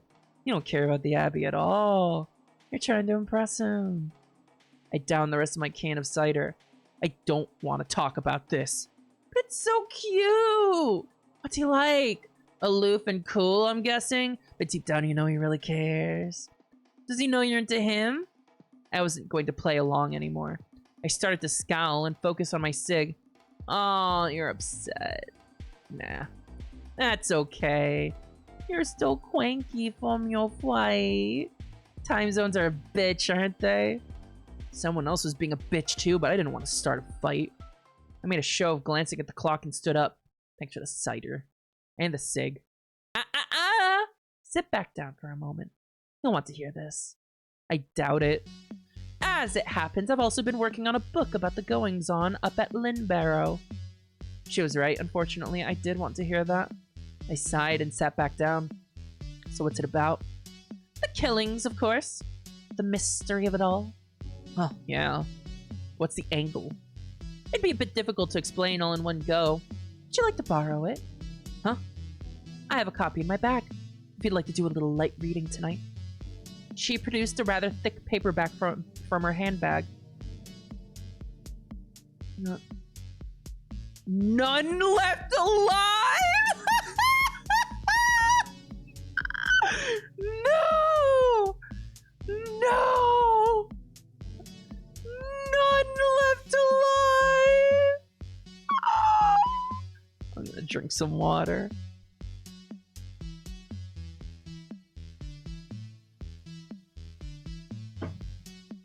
I hate it! There was a photo, or maybe just an illustration of a rich-looking woman on the cover. None left alive. Chronicles of a Killer Sister was embossed in big gold text above her smiling face. Is this a smile? Are you sure it's a smile? Oh, it's a novel. I was expecting a textbook. Historical fiction is all the rage. Based on a true story, you know. Sure enough, that was emblazoned on the cover where I would have expected the author's name to be. Well, how accurate is it? Looks kind of over the top. Don't know. I haven't finished it yet. But it incorporates some interesting new evidence. Whoa. Okay then. What kind of evidence? You could read it and find out. Or I could show you tomorrow. Huh? Hang on, sorry. You're going up to the Abbey, I presume. I'll meet you there. Even better than a book, I'd wager. It was hard to argue, as weird as she was. Okay. I pushed the novel back across the table. I want to see the real thing. She slid the novel back towards me. Keep it. I doubt you'll spoil it for yourself all in one night. It's rather long. I could skip to the end. I suppose you could. Will you? Dunno. She smiled. My guess is no. I'll pick you up bright and early tomorrow, yeah? What? To see the Abbey! I already have plans. No, you don't. She said this with a wide smile. And as luck would have it, my work is taking me there too. That guy Jim is gonna drive me up, I think. Of course he is. Well, in that case, I'll meet you up there. Whatever. She let go of my wrist and I left the pub to head back to Jim and Mary's. What are they gonna find there? Is it gonna get weird and meta? Are they gonna fucking cross timelines? The door was unlocked when I got back, but all the lights were off. They must have been asleep already. Made sense, they were old. I kicked off my shoes and felt my way to the stairs in the dark. I swung my leg onto the bed and flopped into it. The mattress was squeaky as shit and I felt bad. I didn't want to wake Jim and his wife up. I stared at the ceiling for a few minutes. I was tired for sure, but I couldn't sleep just yet. I turned the bedside lamp on to check out the book that lady had insisted I borrow. I opened the book to the first page. No publishing info or anything like that. This is a fucking creepypasta. This is a goddamn creepypasta. That made sense, I guess. It was an advanced copy. There was something there, though. Huh? Wait. Don't. What? What do you mean, don't? What Elsa! Bit creepy. I shook it off, though. I figured it was just a fragment of a note she typed for herself. Don't forget to do something editory, you know, shit like that. I was just on edge. Then I turned to the table of contents. Don't. Every chapter was titled Don't. This was pretty weird. Had she said this was based on the true story? I was freaked the fuck out, but I couldn't resist turning the page again. Empty. I skimmed through the whole thing. There wasn't a single word printed in the whole book other than don't. It was so weird I couldn't get all the way through it. I snapped the book shut and set it on the bedside table. I was too tired for this shit. Don't. I closed my eyes and zonked out. When I woke up, the first thing I did was check that novel again. Still blank. Fucking weird. Had I imagined all that don't stuff? I rolled out of bed and put my clothes from the previous night back on. I'd only worn them for a few hours. Plus, looking at my suitcase made me realize I had probably packed a little light. I could hear voices downstairs. After glancing at the empty book one last time, I walked down into the kitchen. Jim and Mary were seated for breakfast, chatting pleasantly. Here she is. Toast? Yeah, actually. Thanks. He smiled and picked a piece of crispy white bread off of a large pile on the kitchen table. Butter? Absolutely. Marmalade? Oh, you know what? Sure. I ain't never had marmalade before. No marmalade? Yeah. Not really a thing stateside. You hear that, Mary? Cancel our holiday. Mary chuckled as she scraped a generous helping of orange goop onto my toast. As if we'll ever have an overseas holiday. She handed me the plate and I bit into the toast hungrily. Wow, that is good. No marmalade. Might as well not have a country. We can differ. What's that? I swallowed my food. On that, we can definitely agree. Oh, you don't like America? Of course she doesn't, Mary. She's a punk, isn't that right? Yeah. Probably doesn't like the Queen, neither.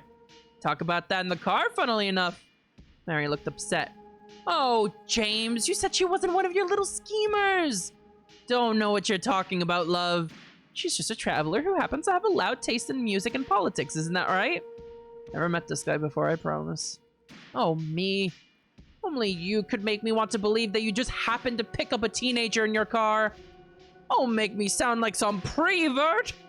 Lord above, woman. What am I saying? You probably looked quite strange inviting her into your car. It was her friend that suggested it. I have an airtight character witness. Besides, I have another alibi. Oh? Short hair does nothing for me. Mary slapped her husband on the shoulder playfully and he laughed dryly. I love these two. Watch it. So then, Alex, you want to lift up to the Abbey, yeah? If you wouldn't mind, yeah? Mary gave me an oddly serious look. I'm here to explore the ruins. Fascinating bit of history, the Abbey. Macabre, more like. You should be careful up there. A lot of shady types go up at night and get up to no good. It's just kids, Mary. It's just a good spot to have a bit of fun away from prying eyes. You were young once, hard as it is to believe. Another playful slap on the shoulder. How long are you planning to stay up there? Not sure. A while, probably. I'll have to take some pictures. Alright then. How about I drop you up there after breakfast and come collect you around tea time? I've got to run some errands today and I'd rather like to do some gardening, so I can't stay with you. Works for me. I finished my toast and ran back upstairs to grab my jacket and my camera. When I headed back downstairs, Jim was already waiting by the door. Ready? Yep. Bye, Mary. Bye-bye. It was so beautiful outside that I had to stop for a second to admire the view and take in the crisp morning air.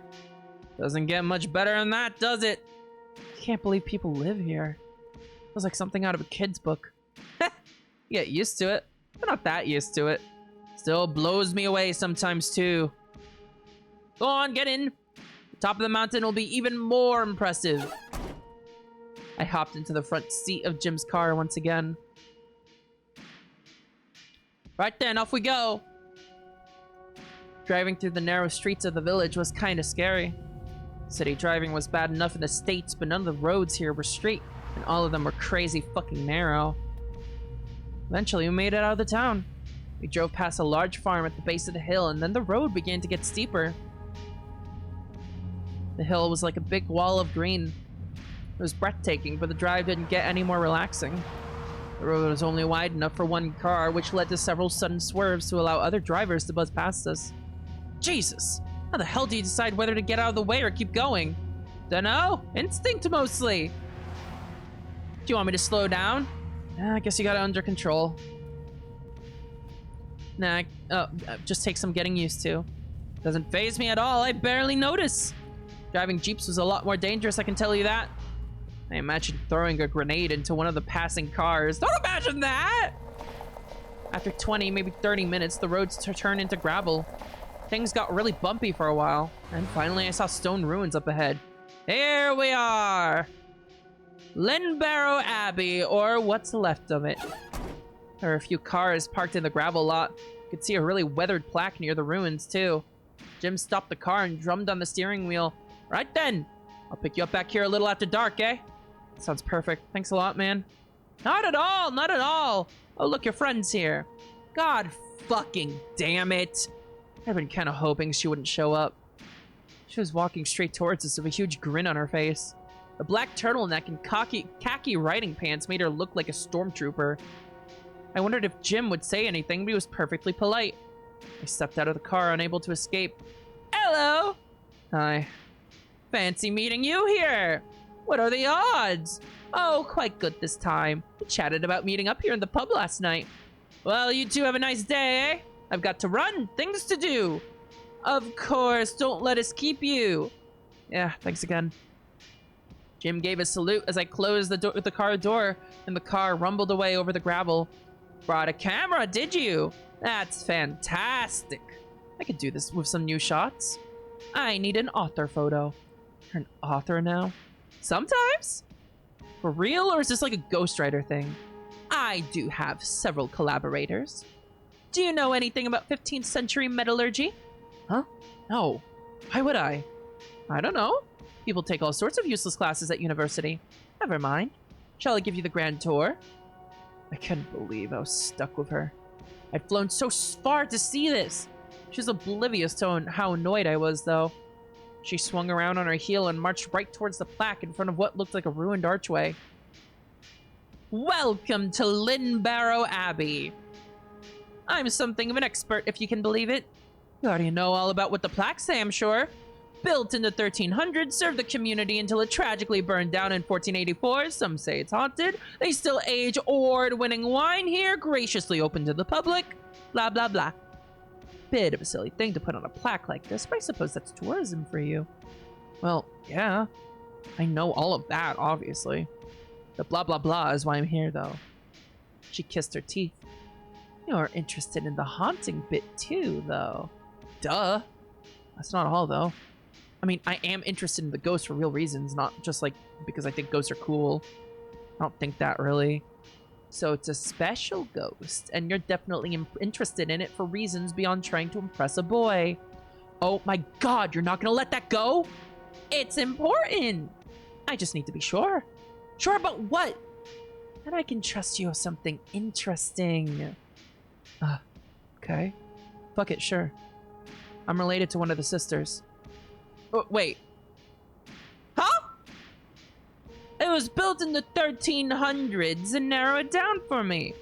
This would be going way back, obviously, but this teacher's aide I'm meeting here who got me interested in this stuff, he helped me dig through my family tree. Turns out I'm a way distant relative of one of the later period nuns. I'm on the edge of my seat.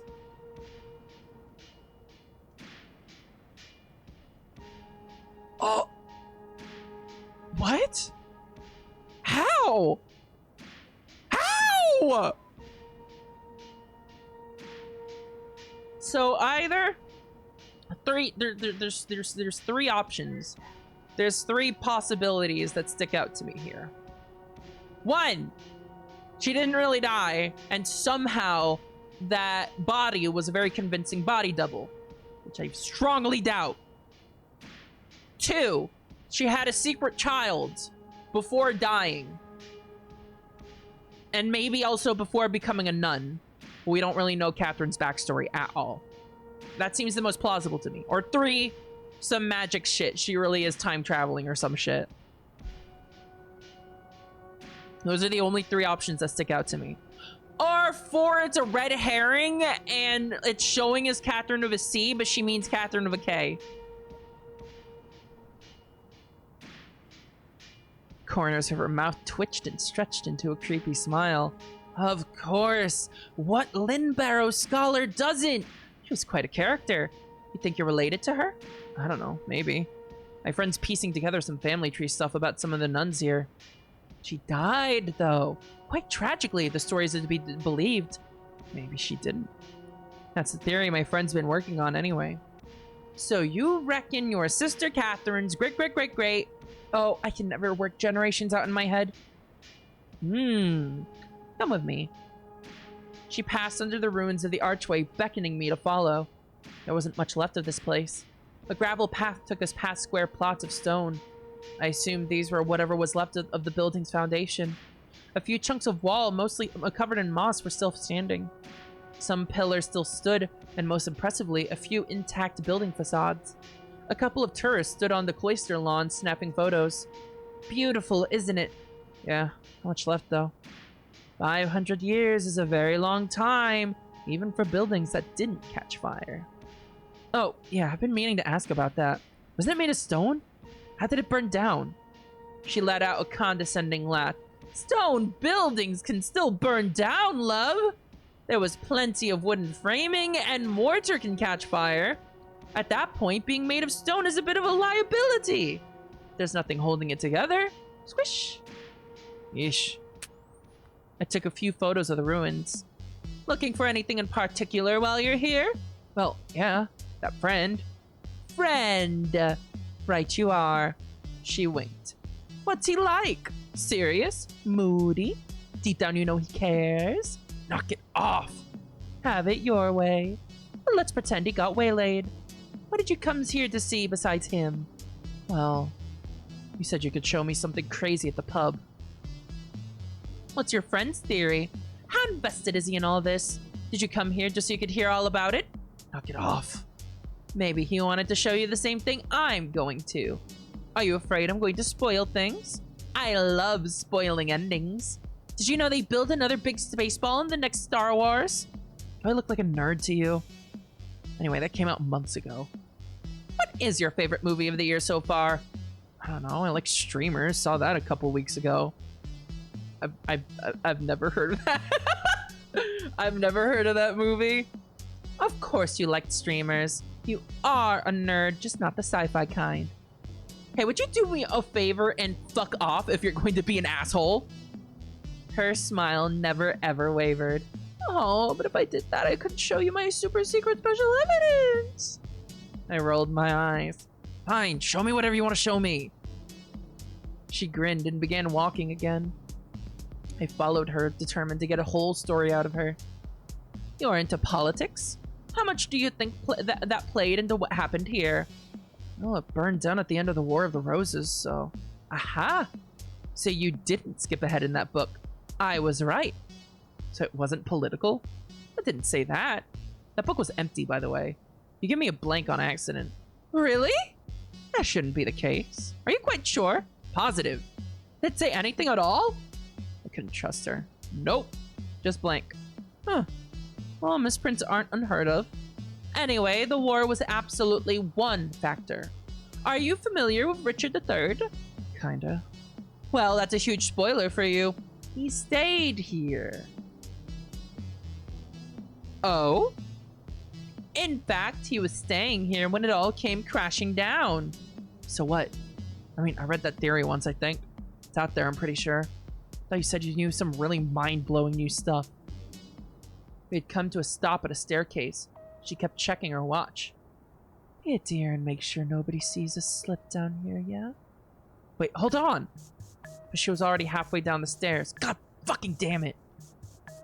She was taking us into some kind of wine cellar. I could hear her calling to me from up ahead. You want your mind blown? I want you to put up or shut up. Open this. Open what? She jerked her head towards one of the wine barrels. Do you think I'm fucking stupid? I want to get covered in wine. Suit yourself. She fumbled over the front of the barrel for a moment. I braced myself. I know this sounds insane, but it wasn't a prank. The lid opened like a door. Inside was something that looked like a rolled up piece of paper. Whoa! Put that back, are you crazy? Thought you were a punk.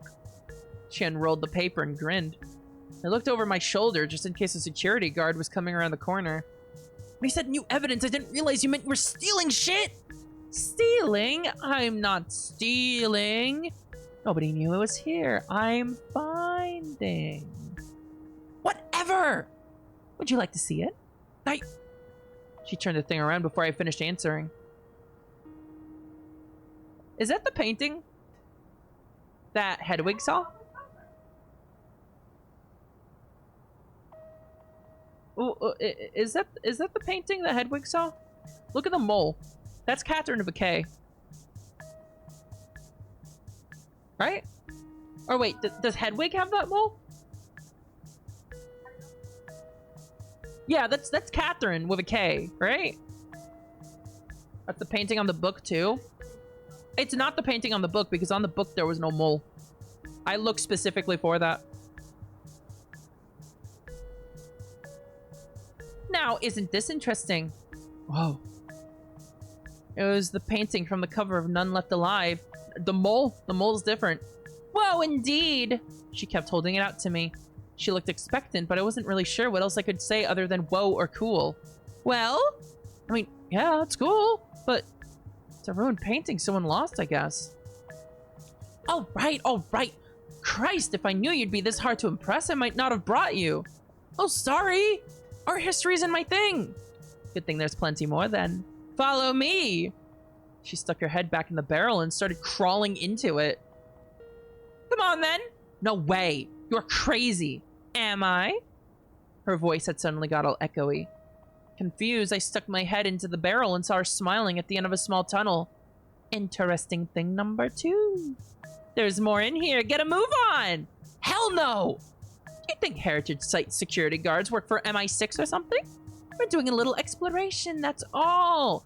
If we get caught, we can just say sorry.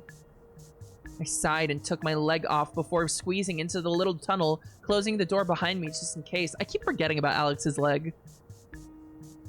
I crawled through it into the little room Tatiana was now pacing around the edges of, looking for something.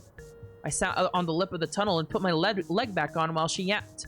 It should be around here somewhere. I stood up and took it all in. We were in some kind of underground chamber. It was dirty and dusty, but surprisingly dry. It's an old pantry. It's held up quite well, considering. And nobody's found it until now. They've just never opened that particular cask.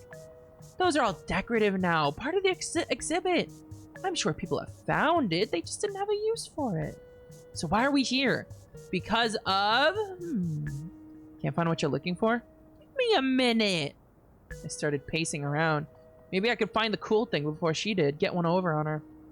It became obvious that people had indeed found this room before. There were broken beer bottles, condom wrappers, and old fast food containers all over the floor. Aww. That's kind of upsetting.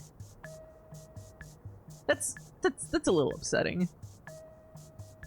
Not the most romantic hookup spot, is it? Aha! She'd climbed up one of the rotting wood shelves. Careful! The wood under her boot gave way, but she managed to land on her feet. She was clutching a long bundle of rags to her chest. Waving me over, she held it out to me. Open it! Ugh, no thanks. How long has it been there? Oh, about 500 years. She smirked. Why are you showing me all this stuff? You want to impress your friend. How chuffed will he be when he shows up and you have incredible new evidence for his research? He might propose on the spot. Ew.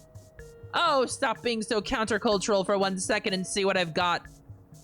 I rolled my eyes and reached for the crusty old fabric. Tatiana's permanent grin stretched even wider as I revealed what was wrapped up in the old cloth. A rusty sword. Hang on. These are Hedwig's clothes. She threw with the sword into the field. How did this make its way into the pantry?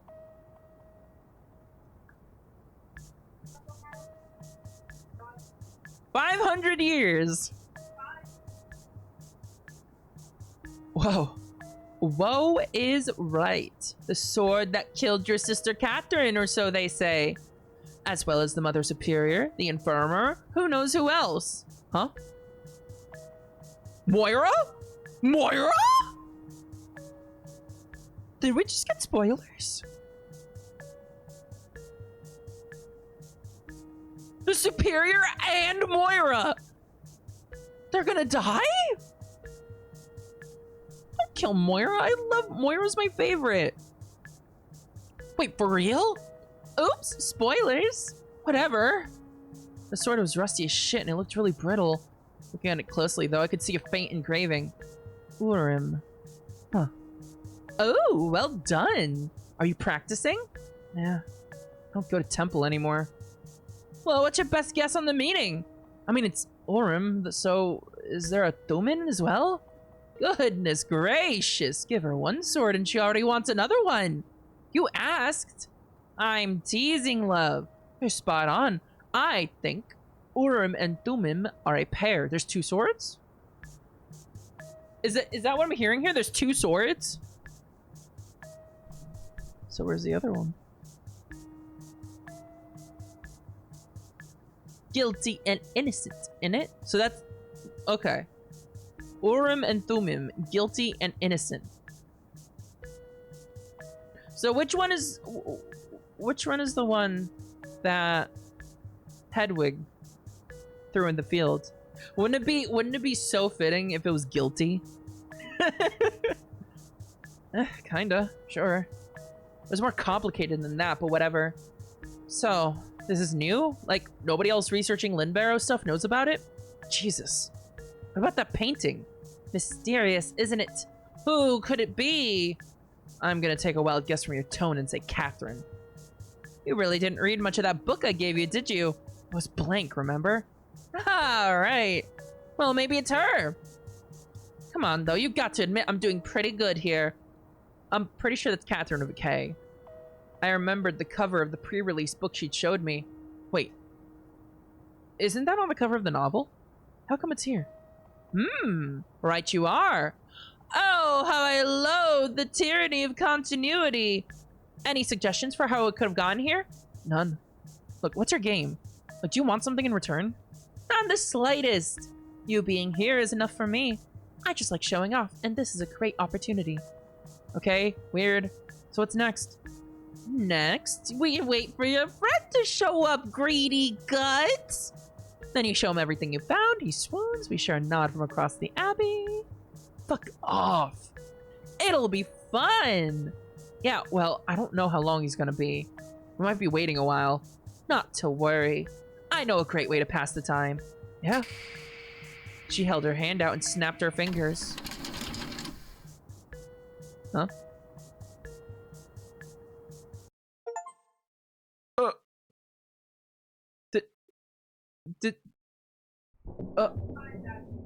Yeah, she has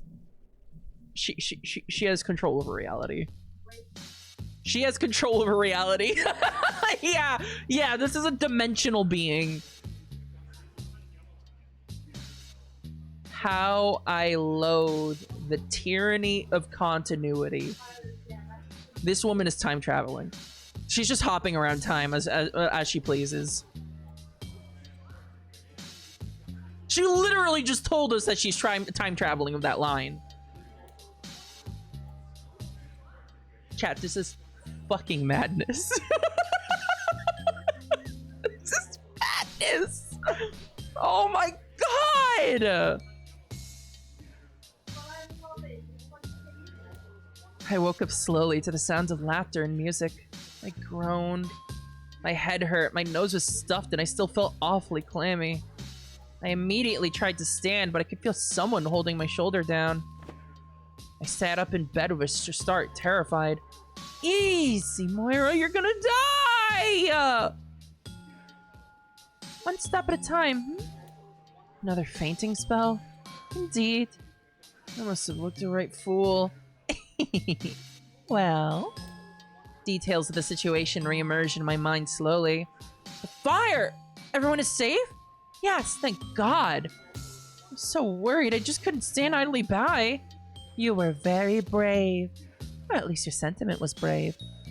I'm not sure what you plan to do about a bucket of water or anything to help with the fire, but dashing in was admirable. Especially in that state of undress. State of... Oh, God. I was mortified. Genuinely, I'm not going mad. My clothes just got soaked through and I just couldn't bear squelching around for the whole walk home. You don't need to justify anything to me. I appreciate that, but surely everyone thinks I'm either mad or a whore. Well, everyone is concerned. I won't deny that. It's only because they care. She bent down and gave me a kiss on the forehead. I tensed up involuntarily. You ought to relax. Everybody here has had an odd moment or two. I think I've told you before. Yes, but surely my moments are the oddest.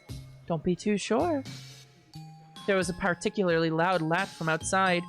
You hear that? I'm sure Catherine will be up to no good in the camp tonight. Nobody will remember you streaking across the abbey. She suddenly started to chortle. Sorry, just covered in ash. You looked like a druid or some such. I glanced down at my chest. There was a scattered line of gray powder running up my torso and neck, revealing where my borrowed traveling cloak had failed to cover me. The bishop would like to speak with you. Oh, no. I wouldn't worry. He seems very concerned for your well-being. He's really a sweet man, but I insisted you get some rest first. Not to mention that you need a bath. Yes, most definitely. So Catherine will do what Catherine is wont to do. And that's none of your business. Come on. Let's get you cleaned up, shall we? Where are my clothes? You'll have to don that cloak again, I'm afraid. I washed your habit, but it's all still drying. Oh.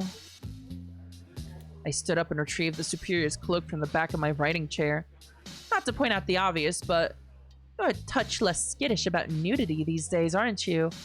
I'm too exhausted to care, to tell you the truth. But it's nothing I haven't seen before, True enough.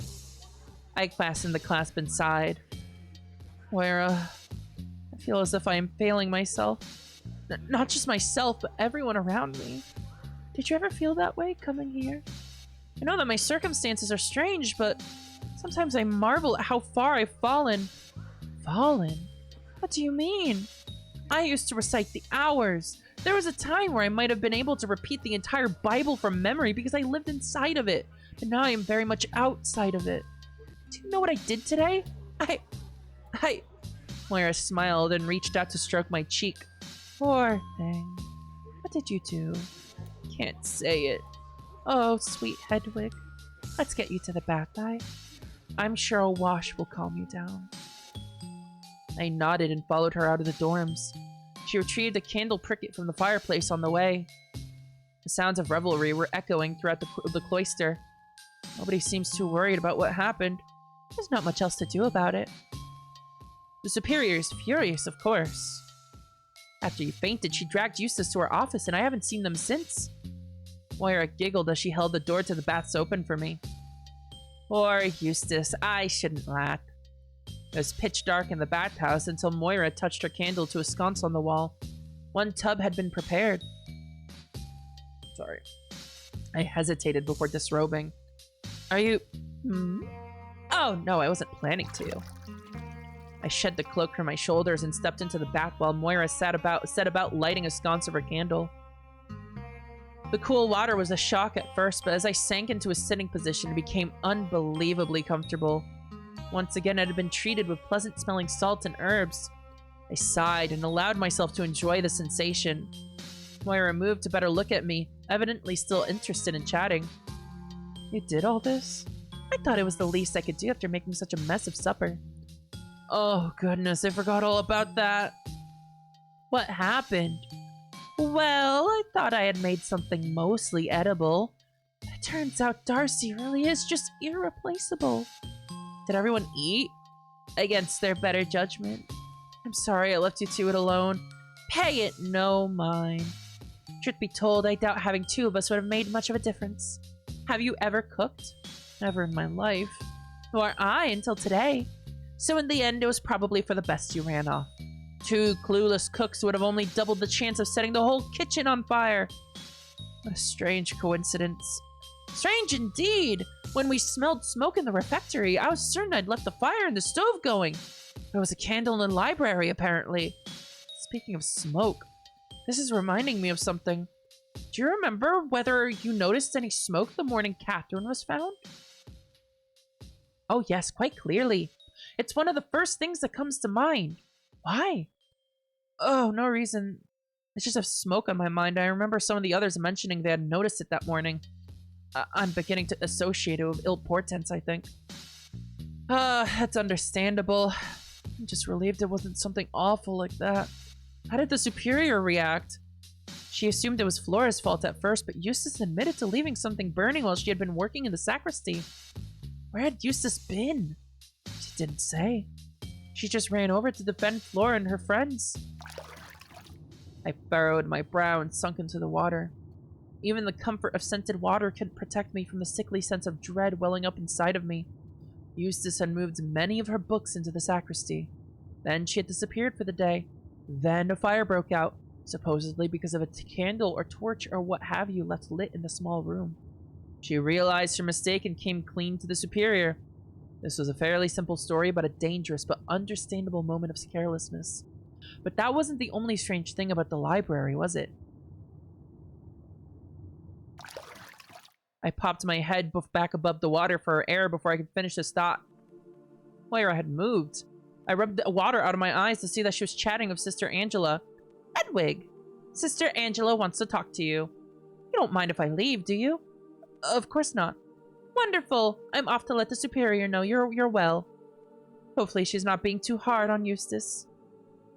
What's this music? Hang on. Usually you can see the name of the music.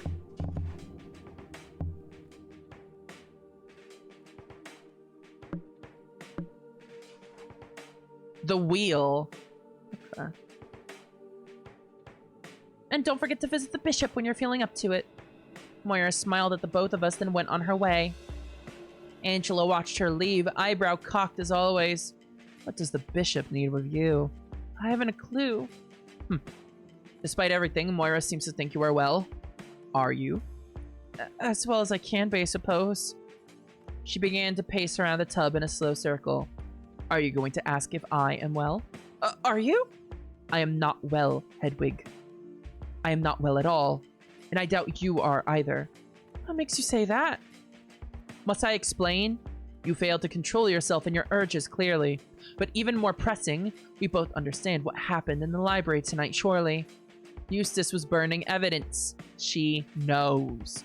One of us was careless. Or perhaps she has a collaborator that tipped her off. Do we both understand that? I should hope so. Are either of us stupid?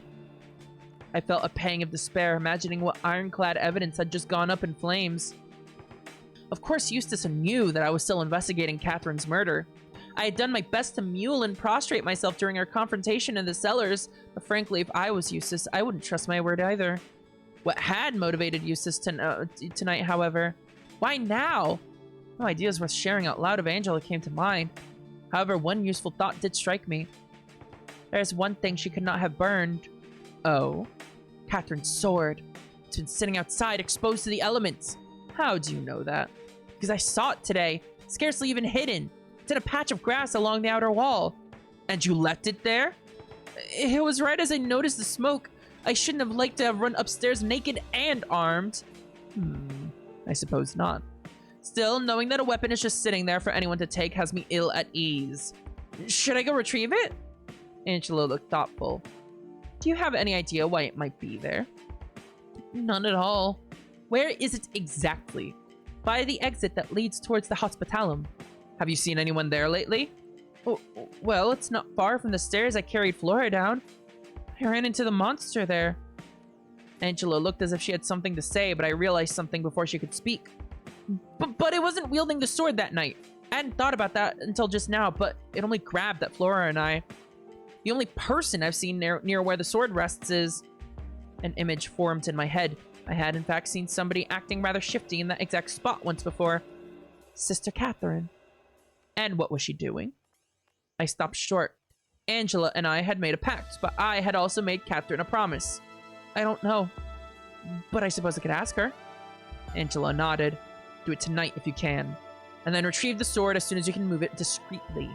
Until then... She stopped pacing and began to remove her clothes. Uh-oh. Uh-oh! TOS incoming again! Angela! There's one other thing we must discuss. You and I experienced something very strange today. I cannot stop thinking about it. I almost protested as she shed more of her clothing, but a tightness in my stomach forbade that I speak. This is kind of a funny perspective. Without asking and without saying a word, a rather naked Sister Angela stepped into the bathtub with me. I was forced to bunch up against the side to make room. Describe what you saw to me. Well, I saw what I always see. A large library full of long shelves. It wasn't until you lost sight of me that I thought anything of it. You understand that that is impossible. Yes, as do I. Which concerns me greatly because I have no other explanation for it. It was no trick of the light, nor a difference of opinion. You were somewhere I could not see. I was surprised at Angela's candor. I am relieved in some sense that you feel this way, because I too am quite sure of what I saw. But I must admit that I am surprised by how readily you are taking to this. After all, I've seen many strange things here, many of them impossible, and I have told no one. I've been so afraid to admit these things or consider them as part of my investigation. Dark things, evil things. But you won't deny yourself. Why? Because it would be far more foolish to pretend otherwise in the face of evidence. When we all piled out of the refectory to investigate the smell of smoke, I was the first upstairs. Flames were leaping out of the doorway to the sacristy, but do you know what else was in the air? Paper. Bits and pieces of pages. Yet the shelves I could see at any rate, remained full. Ergo, that is very sound reasoning, Sister Angela. Indeed. She sighed deeply. Would you run away with me, Hedwig? Run away? Leave this place to its doom. I fear there's little we can do about it ourselves. There's no more evidence for us to gather. It would seem that Sister Eustace is capable of significant devilry. Not long ago, you were so full of purpose. That was before I saw you reappear out of thin air. I felt strong then. I was brave. But I am not stupid. We have been bested handily. Coward! I could not contain myself. Angela looked up at me in complete shock. Do you know what I've done for Catherine? I've lied every day to everyone about who I am and what I'm doing here. I've cheated, I've stolen, and worst of all, I have indulged. You whored me out to those women. You told me it was the best and only way to win their trust, to lie and make myself available to them, and I agreed with you. I may well have given up a place in heaven for the sake of Sister Catherine. What have you done, Sister Angela? What sacrifices have you made other than your comfort? You tossed me like a ham hock to greedy dogs. I saw a monster plain as day the very first night after I left my cell, yet I have managed to keep my faith and maintain my duty. And you are ready to give up because of some curious shelves? You demanded a pact with me, Hedwig, and now you wish to abandon Catherine? I am not St. George, Hedwig, and neither are you. There is bravery and honor and duty, and then there is stubbornness. Would God send us to such an impossible mission? Perhaps we are meant to tell greater people of greater power. We could travel to Westminster. They have exorcists. There are the Knights Hospitaller. I'm not a coward, but I'm also no fool. She looked at me pleadingly. It was not an expression I was used to. Well, I couldn't stop you if you wanted to leave. No. Were I to leave, I would want to leave with you. Why me? Angela stared at me for what felt like minutes, her mouth quivering. Oh, she's catching feelings. Oh, Angela's catching feelings. I don't know. It would feel wrong leaving you here, knowing what I know, and with you knowing what you know. Here or there, we must remain a pair. Apart, things would be unfinished. Despite its presence, I can pin Eustace without resorting to the speculative and magical. I am certain of it. I am staying here until it is done. Then so am I. Oh, God God! Claire, how are you the fucking the ship seer? Your third eye opened and you saw the ship. How? She lunged forward suddenly and pressed me into a tight embrace. I flinched and shut my eyes. Her body pinned mine to the edge of the tub and she pressed her lips to my ear. That is a promise. It was hard to breathe. Very well, Angela? Something had caught the corner of my eye. Movement in the window. A shadow just barely visible against the dark sky.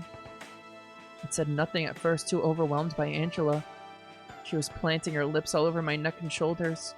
It was hard to complain, although I was slightly bewildered. Darcy had, at the very least, aimed for my lips. I opened my eyes and glanced towards the window again. A pair of eyes locked with mine. A face I did not recognize. The torchlight flickered just so, giving me just enough light to see that a young man was crouched in the bush behind the bathhouse window, watching us. He looked terrified to have been caught. Oh, hello.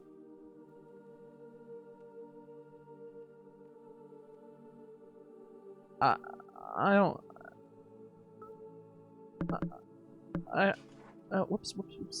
I don't like that. I don't like that.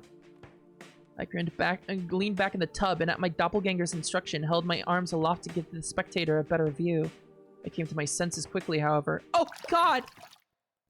I made a show of slinking under the water and gesticulating towards the window. Angela scrambled backwards, sloshing all the way. The observer disappeared immediately.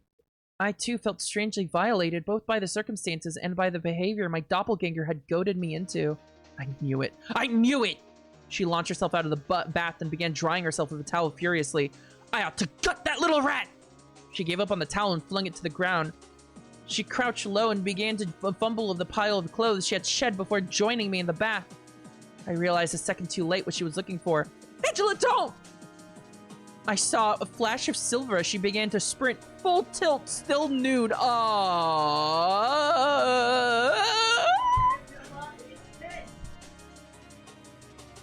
That guy is dead as shit.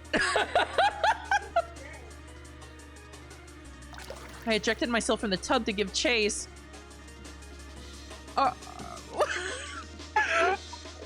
is there so much public nudity in this game?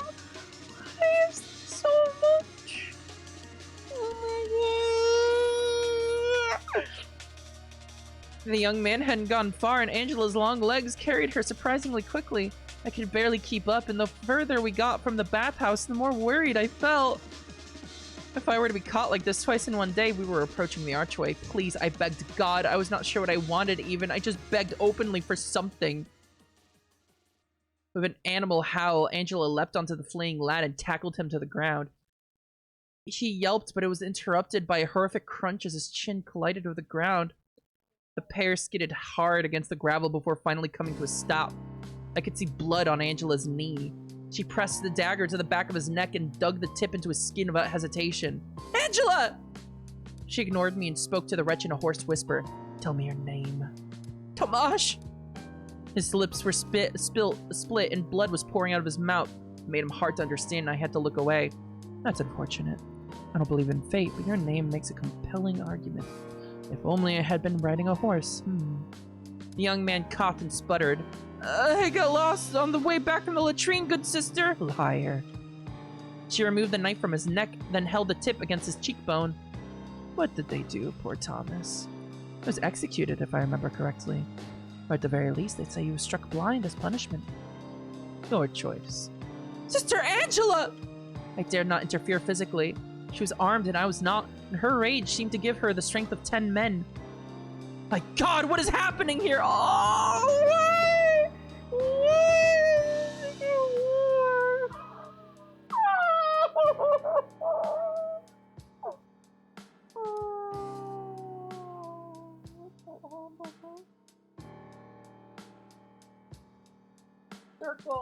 Circle, I can't fucking handle this.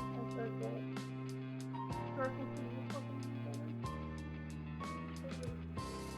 it? You don't fucking get it. You don't get it, Circle. You don't wear clothes. You don't even get it. Circle. on, I gotta Okay. I whipped around and shrieked. Margaret's father was standing dumbstruck on the path behind us. One of your little boys was spying on the baths. Crispin walked forward with an immense amount of calm and looked down at his bloodied employee. Thomas, is this true? Just on my way back from the latrine, sir. Took a wrong turn. Liar. Tell me what happened. Looked up at Angela and at me, looked calm but deadly serious, and was seemingly unembarrassed by her nudity. Hedwig saw him crouching by the window as we bathed. Who knows how long he was there? Spilling his seed on the ground, no doubt. It's true, sir. I looked up and saw him there. He must have gotten a very good look at us before he was caught. Crispin sighed and stood up. He folded his arms and stared down at Thomas. This is unacceptable, Thomas. A violation of these good people's trust. Sir! He will be punished, good sister. Please let him go. Angela was steely determined. No. Please let him go. I will make sure he never finds work again. I can make sure of that right now. Thomas howled and struggled underneath her. It would be far simpler my way.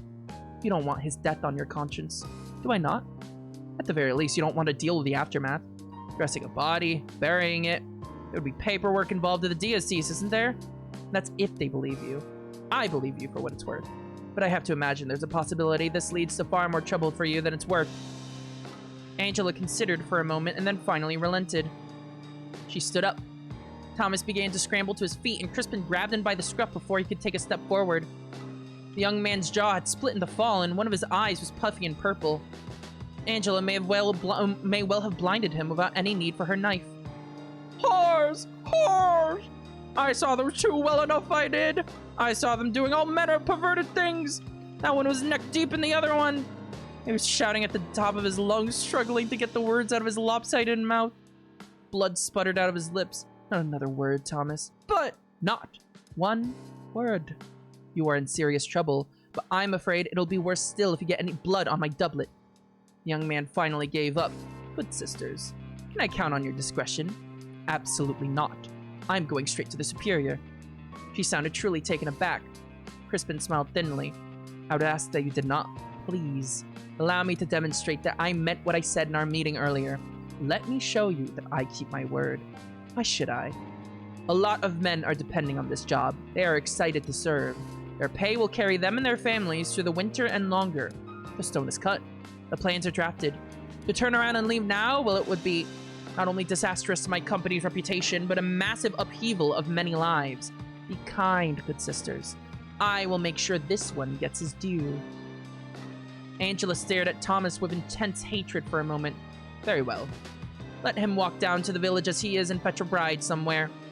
Crispin chuckled softly. Perhaps not that, but he will be treated fittingly. You will tell me what he receives? Of course. For now, I will take him to get patched up. Perhaps an embarrassing story about slipping in the latrine can be his first punishment. After that, the wheel. Have a good night, sisters. I apologize profusely for my employee. He nodded at us both and then dragged Thomas towards the courtyard. Motherfucker, man. Angela skulked back out of the archway towards the bathhouse. I followed her, starting to shiver. Crispin had been so polite that I'd almost forgotten that we were completely naked. Angela? Quiet, please. I felt awful. I wanted to apologize to Angela, a feeling I had never expected to have. But I had seen that young man in the window and done nothing, worse than nothing, for my own sick purposes. I had been curious. I wanted to hurl myself before Angela and beg forgiveness for my perversion. My darkness had touched her. She touched you first, did she not? Perhaps it would be better to consider it her fault. The baths were a real mess after our sudden exit. Water was all over the floor, and Angela's clothes were scattered about. She stepped into the bathtub and hissed as her bloody knees were submerged. You're not gonna get dressed? I'm dirty. And so are you. Join me? I'm rather rattled and restless after all that. An idea had struck me. Moira had alluded to the likelihood of Catherine getting up to no good in the men's camp. Now was as good as a time as any to ask her what she could tell me about the sword. Despite everything, I still felt honor-bound to not speak too loudly about her rendezvous with James. I had to trust Angela more than most, however. I cannot lie to her, at least not wholly. I think I might go speak to Catherine, see if I cannot extract something from her. Angela nodded approvingly and sank into the water. Very well. Good night then, Sister Hedwig. Good night, Sister Angela. I pulled the Superior's traveling cloak off the hook it had been hung up on and wrapped it around myself, then took my leave. Please don't go walk into the tent wearing only the fucking cloak.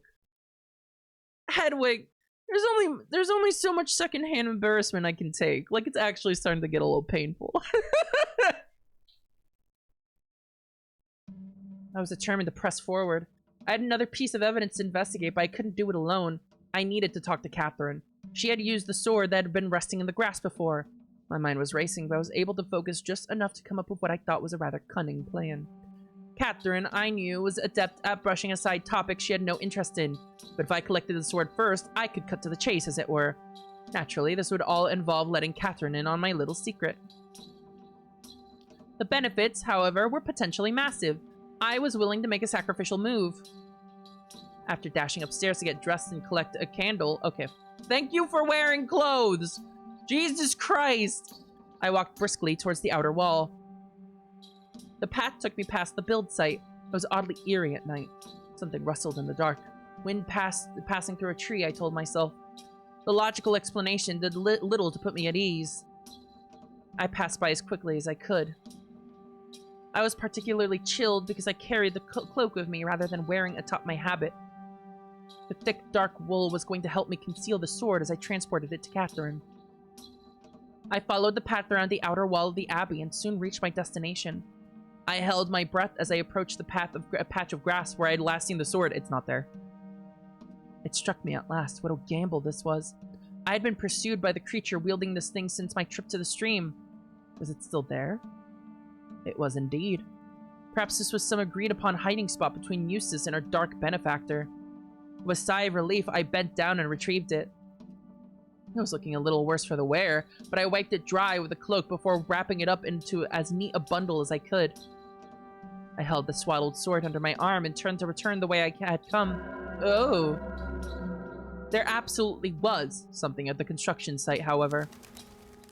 Empty? What do you mean empty? A shadow that had not been there before standing on top of the chapel. I had many questions, as well as a palpable sense of terror, but I did not allow myself to linger.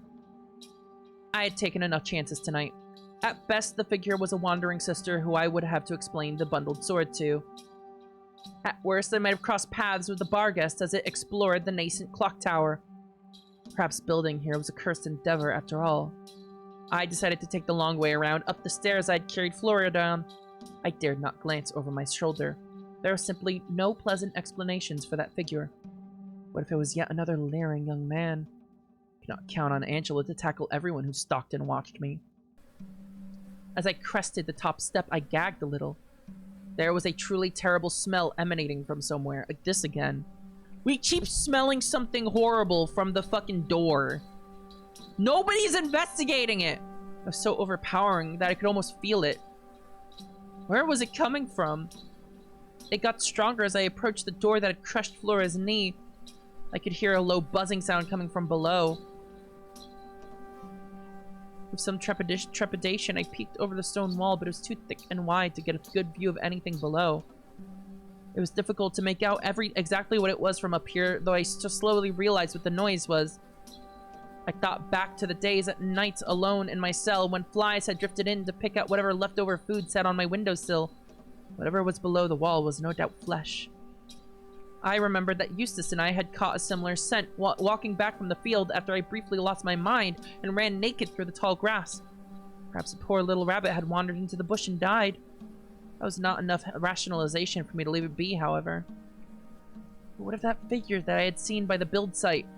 Curiosity got the better of me. Okay, whatever is dead down here has been dead for days, by the way.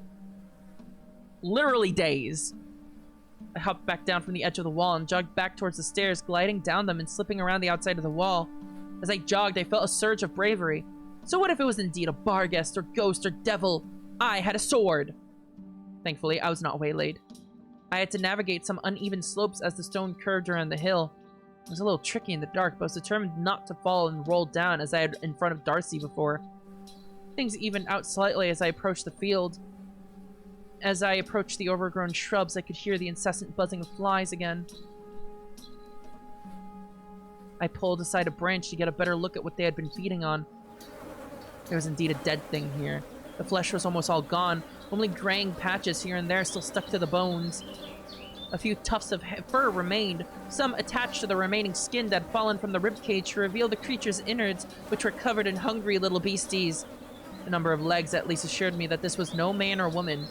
The desiccating body might have been unidentifiable, save for one alarming detail: a missing head. The goat. The goat. The fucking goat!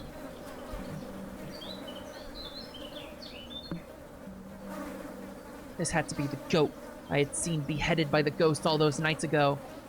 The deed had been done with the sword I was carrying, no less. Exhilarated, triumphant, and slightly nauseous, I scurried away from the shrubs and made my way back to the upper wall. As emboldened as I felt, I did not feel like trying my luck going through the build site again. So I had not been imagining things after all. I really had seen a goat. As I approached large doors, my mind raced. One more thread of evidence to follow. But what exactly did this information confirm? I decided that simple vindication would have to be enough for now. I pushed my way through the door that had crushed Flora's leg. For a moment, I was anxious that I might face the same fate. Nothing happened, of course. The wind wasn't so strong tonight. As I hastily strode through the second-floor hallway, my thoughts refocused on Catherine. With a sword in hand, I would be able to plainly tell her what I needed. She could tell me something about the circumstances that would further incriminate Eustace. Were they in league together? I certainly hoped not, but surreptitiously passing a deadly weapon around the Abbey was cause for great alarm. There was still a long divot in the gravel underneath the archway, no doubt the spot where Thomas had skidded after Angela leapt on his back. I'd stood in that spot, naked as anything, for God knows how long. Had any of the other men seen me? So be it, I thought. I approached a roaring campfire where I could see several sisters engaged in raucous conversation with the builders. Ah, make room, friends! We have another visitor! What was all that commotion about just now? The boss looked right pissed. Hedwig, how wonderful! I was actually just telling these lads all about you. I'm not here to chat, I'm afraid. I need to speak with you. Go on, then. Alone? Catherine untangled herself from her admirers, looking slightly irritated. I guided her to the most secluded spot I could find at the edge of the camp, close to the Abbey wall. What is this about, Hedwig? I'm trying to relax. I will let you return to merrymaking in a moment.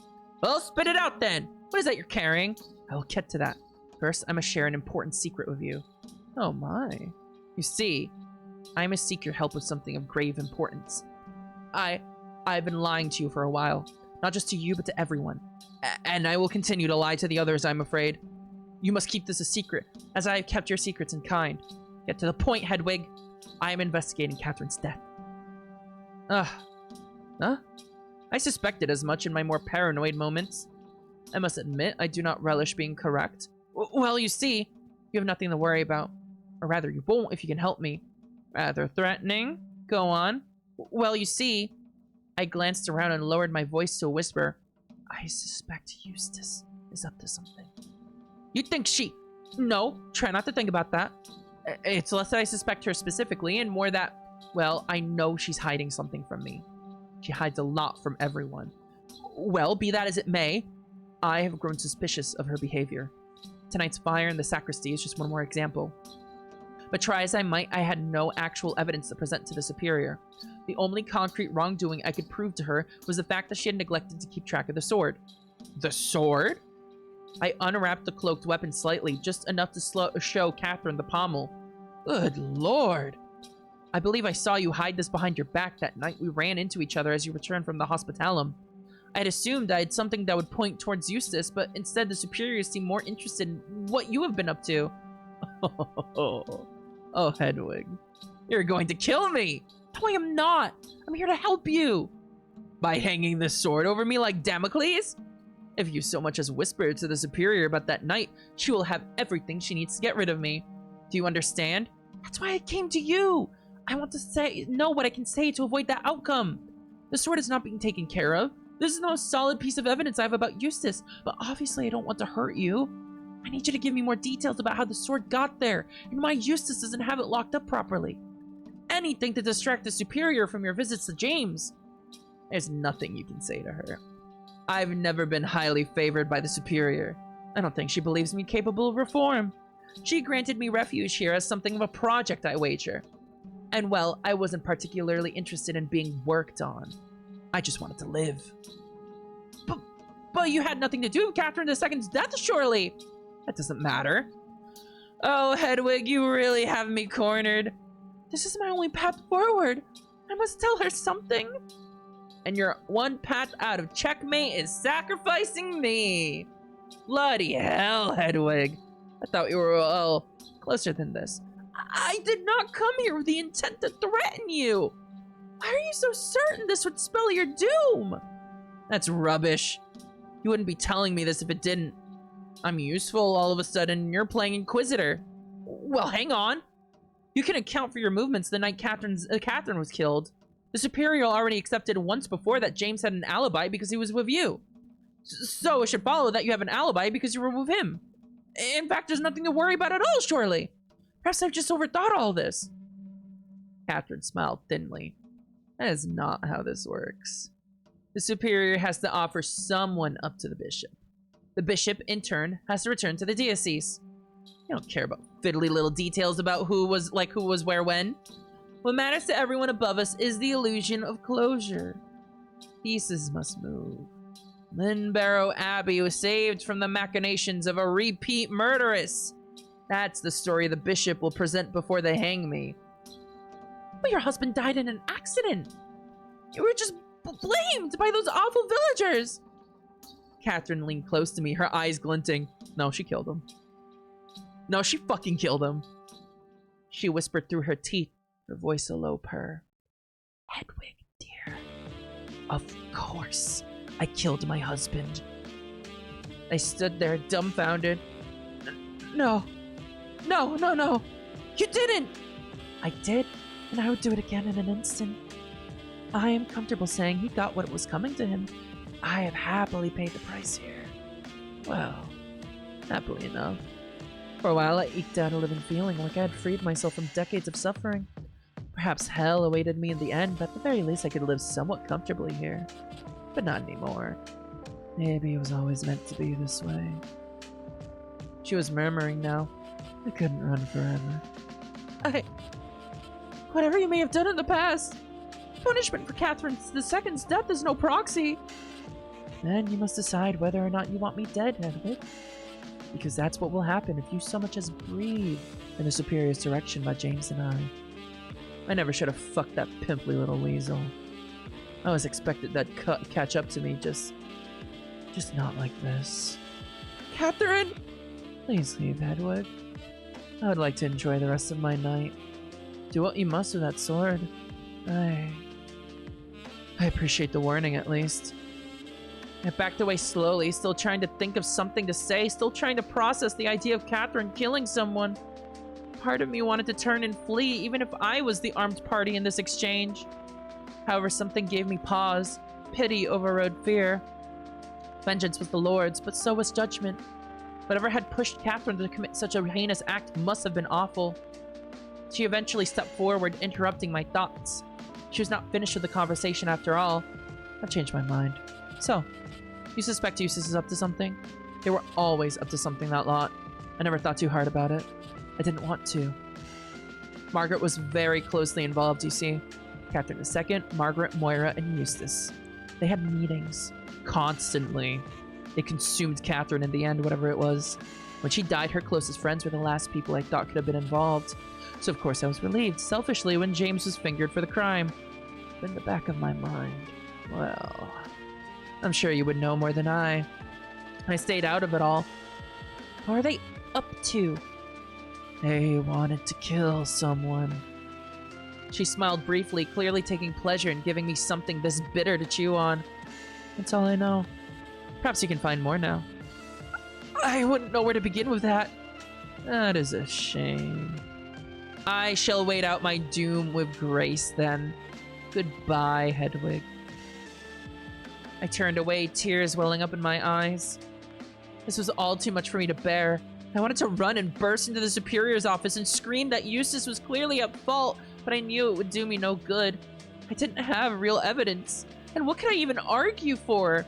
that Eustace seemed more suspicious? That she was capable of the impossible? I had to find something else, but Catherine clearly wouldn't budge. All I could do now was pray. I shut my door behind me and fell to my knees next to my bed, my face still streaked with tears. Please, I begged God, please help me find a path forward. No matter how heinous her previous crime was, she did not deserve to be blamed for something she did not do. She had taken her vows as penance. What good was the monastery if she was yanked out of it before she could truly repent? I felt odd to be arguing in her favor. When she confessed to me that she was a killer, I nearly bolted then and there. But her punishment could not be one meant for another. I pleaded under my breath for I don't know how long. Eventually, I broke down into sobs, for I suspected I did not deserve to be heard. I thought of all my various sins, my lechery, my lies. Who was I to advocate on behalf of anyone? I was being punished. I deserved it. I kicked a bundled sword under my bed and crawled onto the mattress, miserable and sodden, and fell asleep. I dreamed of those soldiers once again. This time, they caught me quickly and dealt with me slowly. I was asleep before I hit the pillow, and once again I dreamed that I was being chased with pikes. Huh. That was an odd couple of sentences that kind of said the same thing. I feel like that was an editing mistake, maybe.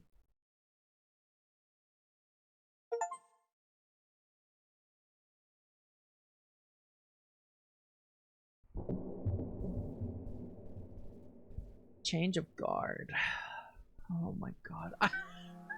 How do I sort through all of this in my head? I feel like we've gotten more clues in 2 chapters than the entire rest of both volumes. How do I fucking deal with this? I still have those dreams. Have I ever shared the details? They are rather unsavory. It always begins in a tent. Sometimes I'm nude, sometimes I'm dressed. And if I begin the dream in one state, I typically end up in the other before the end. I leave my tent because I hear a commotion outside. When I step outside, I see that where I've made camp is in the middle of a siege. This red tint here is very interesting. It hasn't appeared in any of the rest of the game. There are men chasing other men with spears and swords, but they never seem to touch. They just rotate. They form a great big circle around my tent. 2 armies spinning around me, unable to land true against their foes. And then, invariably, one of them sees me, and they begin to chase after me. One by one, the soldiers peel off away from the circle and charge towards me. Then I run as far and as fast as I can through the desert. Sometimes I keep running and running and running, unceasing until I wake up. Sometimes I trip on a rock and fall head over heels. And sometimes I turn to face my pursuers, accepting whatever end might come my way. Comfortable that I am righteous and that I will die knowing that heaven awaits me. This is not my only dream, of course. Most of the others are simple Bible stories. This recurring one is not my favorite, nor is it the most salacious, but it is the one that makes me feel the most at peace. Whether I escape or die in the dream, I know that I am free from blame. Chased in my dreams, I feel righteous. That is a sensation that is hard for me to come by otherwise these days. Wow, what this fucking imagery. On the night I am recounting, one of the pikemen caught up to me after I fell to the ground. Whoa. I felt his spear run through me, and I awoke with a gasp. I struggled for air for a moment. When I calmed down, I sat up in bed. It was still dark out. All fires in the builder's camp had been snuffed out. The wee hours then. I must have only been asleep for an hour or 2. I stepped out of bed and began to pace around the room. Panic rose in my chest. The day had been so overwhelming that I had forgotten my duties. Unpleasant memories flooded my mind. I had urgent things to investigate. The sacristy and all of Eustace's books had been burned to a crisp. I retrieved the superior's cloak from the hook on my wall and fastened it around my shoulders. Oh, some scary shit is gonna happen, I guarantee it. Some scary shit is about to happen. Sleeping any longer would be a dire waste of time. I opened my door and made haste to retrieve a candle from the mantel. I nearly slipped and fell, however, almost immediately. After righting myself, I looked down to see what I had trodden on. It was a pile of fresh clothes. No doubt Moira, or whoever had been assigned laundry, had left it here for me while I slept. Good. I could leave these here in case someone woke up and left their room. No one would be any the wiser. I carefully lit a candle and departed for the library. It was very cold outside. There's the eye again. Even the thick traveling cloak couldn't keep me from shivering as I approached the door. This fucking music, man. Holy shit. It was still ajar. This was almost too shocking a stroke of luck at first. However, when I pushed the door open and entered, I realized why it had not been locked. No one in their right mind would want to visit the library in this state. Wisps of smoke still curled around the room. The air was heavy and unpleasant. It was not as thick and toxic as it had been when I burst in during the blaze, but still made my eyes water. I crept towards the shelves first, still maddened by their strange disappearance before. There they were, however. Empty shelves as far as the eye could see. A glint of metal in the distance confirmed that the suit of armor was there too. I turned around. The sacristy was a far more pressing matter. That door was closed, but it swung open with ease. It was plain to see why. The interior side of the door had been hollowed out by the fire. The exposed locking mechanism was broken. I thanked God for another helpful coincidence. Ash was piled up around the room. A few pieces of gnarled furniture remained, only barely suggesting their original shapes. I sifted through the debris, hoping to find a clue on a scrap of paper. Alas, any bit of page big enough to examine contained barely more than a single letter. The rest was dust. I searched for what felt like an hour, but I could not find anything notable. I swiped at a pile of ash in frustration and caused myself to cough. Curse Eustace! The library being accessible hadn't been good fortune in the slightest. It was the opposite! She must have had unfettered access to the room already. She must have taken any evidence already. She must have... Jump scare time? No. My foot suddenly gave way and I slipped face first into the debris. Eustace is gonna be right there when she turns around. Claire, that is exactly the feeling I was having too. I'm getting ready for a fucking jump scare at any second now. A cloud of gray dust billowed up around me. In horror, I recognized what I tripped over. There was something here after all. Something flat, slightly elongated, but the size of a small plate. I did not recognize its shape. I don't want to interrupt, but I had a conversation with a coworker about the King in Yellow last week, and she messaged me today asking if I had heard of Signalis based. Based. Extremely based. Good coworker. But the material was unmistakable. Many a time I had touched a substance like this or felt it between my teeth. Bone. I scrambled to my feet to get away from it. I felt ill, but my throat was too dry to heave anything out. Whispering a little prayer for forgiveness, I scooped the fragment out of the pile. I was close to fainting, but I kept myself steady by reminding myself what excellent proof I had just collected. Hey, wasn't that a triangular piece of bone there? Say, the scapula? You know, their shoulder bone? Wasn't there a conversation earlier about scapulomancy?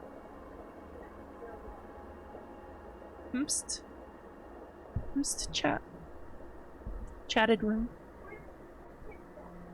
Proof that Eustace was up to something sinister. Proof that the sacristy fire had been arson, no doubt to delete ghastly evidence of wrongdoing. I examined it closer and I realized just what an incredible piece of evidence this was. This oblong flat shape. I'd heard of a bone described this way before, a scapula. Flora had been eager to read about its associated magic in the library. No wonder Eustace had changed the subject quickly. I stopped dead. I recognized that awful sound. Not now. Not now! I scrambled into the darkness corner I could find and blew out my candle. Oh, fuck me.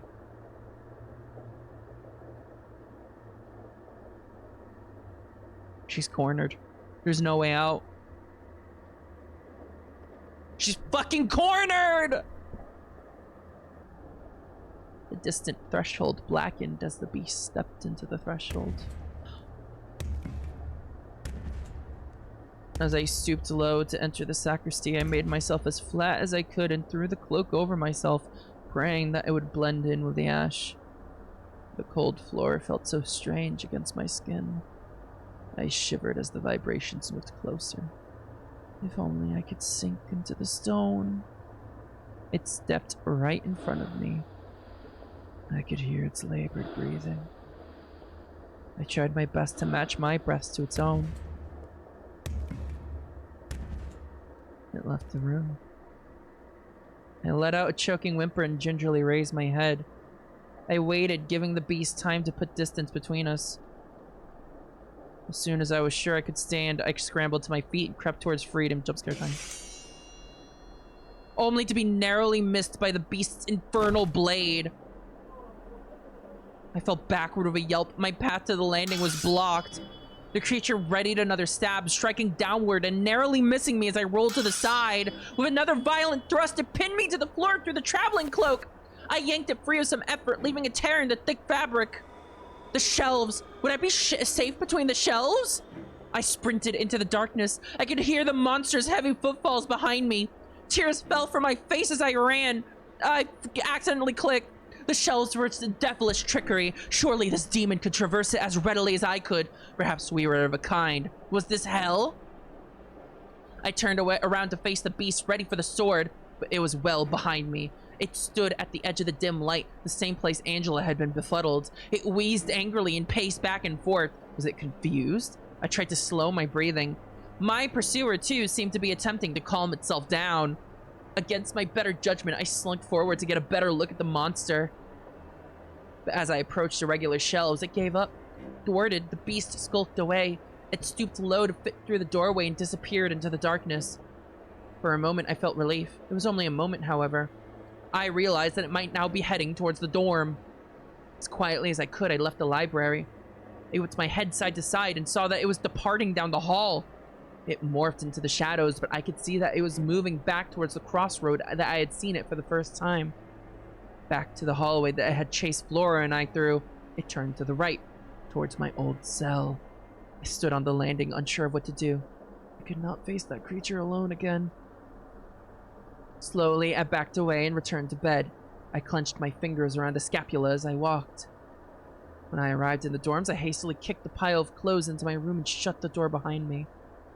I scrambled to my knees to hide the bone and made sure the sword I had confiscated was still under my bed. The lack of locks on the dormitory doors had never been a problem thus far, but I suppose that undead beings weren't bound to the same laws of decorum as nuns.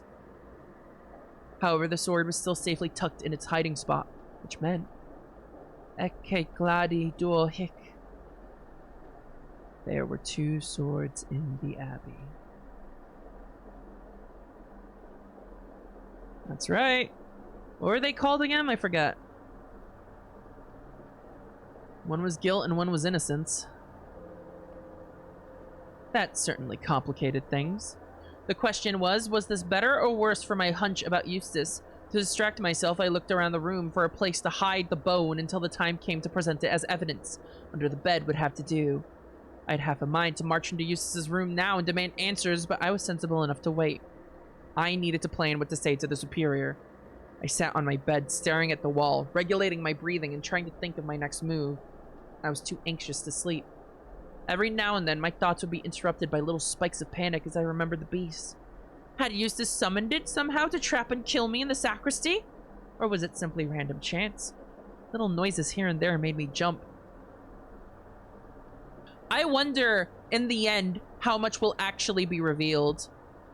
I sat there stewing until morning. It was only when I heard the other sisters rousing and leaving their rooms to gather for service that I finally began to breathe normally again. I stood up, as tired and clammy as I had been after my trip to the stream, and got dressed. It felt so strange. Everything sat wrong on my body.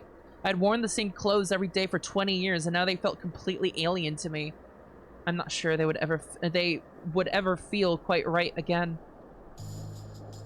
As I joined a throng of nuns heading to the chapel, I noticed that several of them looked quite groggy. God, chat, I feel like I haven't actually breathed in the last 5 minutes. Holy shit, I'm drinking some water.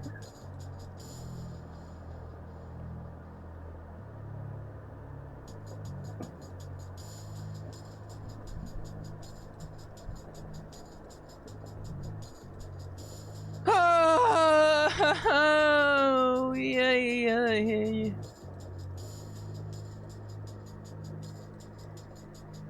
I would absolutely not go back to my room after that. I would have stayed the night in the weird library. I guess that makes sense, but also I feel like I would have gone fucking insane just sitting around in a pocket dimension that no one else can enter or see. Hang on, though. Eustace can also see it. Because she always told Hedwig, don't go into the back shelves. Don't go into the back shelves. You don't need to go into the back shelves. So Eustace is also aware of the pocket dimension. So what is it then?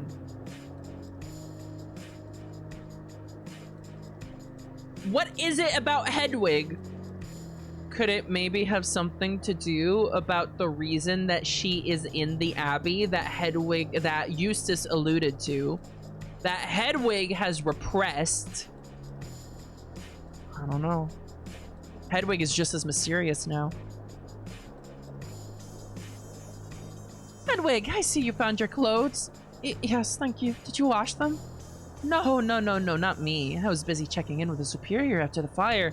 I handed them off to Charity, who was happy to oblige. Yes, indeed I was. How are you feeling, Hedwig?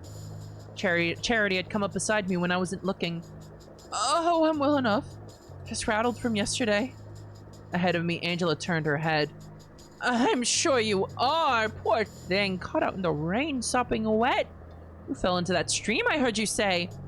Yes, I was looking for Eustace. I had a question about my chronicles, and I rather stupidly thought to check if she had gone fishing. Not so stupid an idea. Eustace spoke from behind me, then jogged around to my right. Fishing in the rain isn't so bad. I could have been. She was being oddly friendly. Or not friendly, but normal. This was the Eustace I knew and tolerated. The threatening tone of many of our recent conversations was missing. It made me furious. It took all of my strength to resist grabbing her head and slamming it into the nearest stone pillar. Jesus Christ, Hedwig! Ay, ay, ay! Is that so? I wanted to ask her how she had managed to sleep at all, considering I had a piece of her victim hidden under my bed. Yes, rouse the fish up, get some moving. Easy to get a bite. I was busy elsewhere yesterday, though. The fire was my fault. So I heard.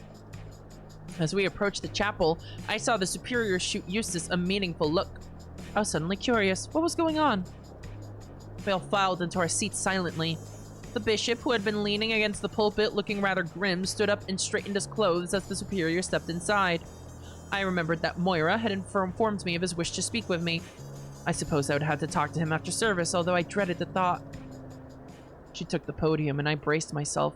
I remembered the drubbing we had received after Flora had gone missing. Well, here we all are. Before we get on with the service, there is something that must be addressed. Hey, where's Darcy, by the way? She said here we all are, but Darcy was missing all last night, and we haven't seen hide nor tail of her today yet. So where's Darcy? As I am sure you are all aware, a fire broke out in the library yesterday afternoon. Nobody was hurt, thank goodness, but our sacristy was irrevocably damaged, to say nothing of its contents. We are most fortunate that this fire did not occur in the cellars or the dorms. That this is a blow to our pride and not our finances or our congregation is nothing short of a miracle. I believe Sister Eustace would like to... yes. Eustace had stood up and was slinking towards the pulpit. The superior stepped aside to allow Eustace to address her audience. Hello. I am sorry. I did not mean to put everyone in danger. She spoke in her typical clipped, emotionally ambiguous manner. I was careless. I wish I could say it won't happen again, but... well, I suppose I can say that. I should say it. I promise I won't ever put you all in harm's way again. My fault. She stood still for a moment, not speaking. Her eyes were cast down, staring at the podium in front of her. It would only be appropriate, I think, that I resign my position as sacrist. And while my opinion may not count for much after such a grave error, I'd like to put a suggestion forward for a replacement. Sister Flora. Huh? Eustace, what the fuck is your game? What is going on? What? There was a murmur of surprise from all of the sisters, not least of all Flora. Me? Yes. would consider it, I suppose. I think it would be a good fit for Flora, especially while she recovers from her injury. Ideally, it is a quiet job and one that requires very little movement, especially when we have, shall we say, a dearth of artifacts to manage for the time being. Will you still work in the library at all? I wasn't planning on it. Why, are you gonna miss me? All the other sisters tittered. Well, I would to a degree, yes. That's very sweet of you to say. But no, I am suggesting that Flora take over all of my duties. It would be an excellent learning experience for her. The more I think about it, the more I like it. Sister Flora, do you accept this new position? Well, go on! Why wouldn't you? Aye. We'd help. That sounds like a yes to me. Oh, why not? A smattering of applause broke out around the chapel. Eustace stepped down from the pulpit, but the superior stopped her from returning to the pews of a question. What will you do? Not sure yet. I'd like some time to think about my role here, if you wouldn't mind. Of course. Take all the time you need. Thank you. Will you at least be able to help Flora get acquainted with the library? I think Hedwig is more than capable of showing Flora her new responsibilities.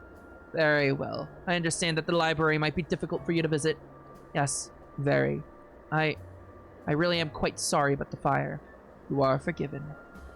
Eustace bowed her head and there was another outburst of applause. This is too easy. This is way too easy. This is way too nice and neat with a bow.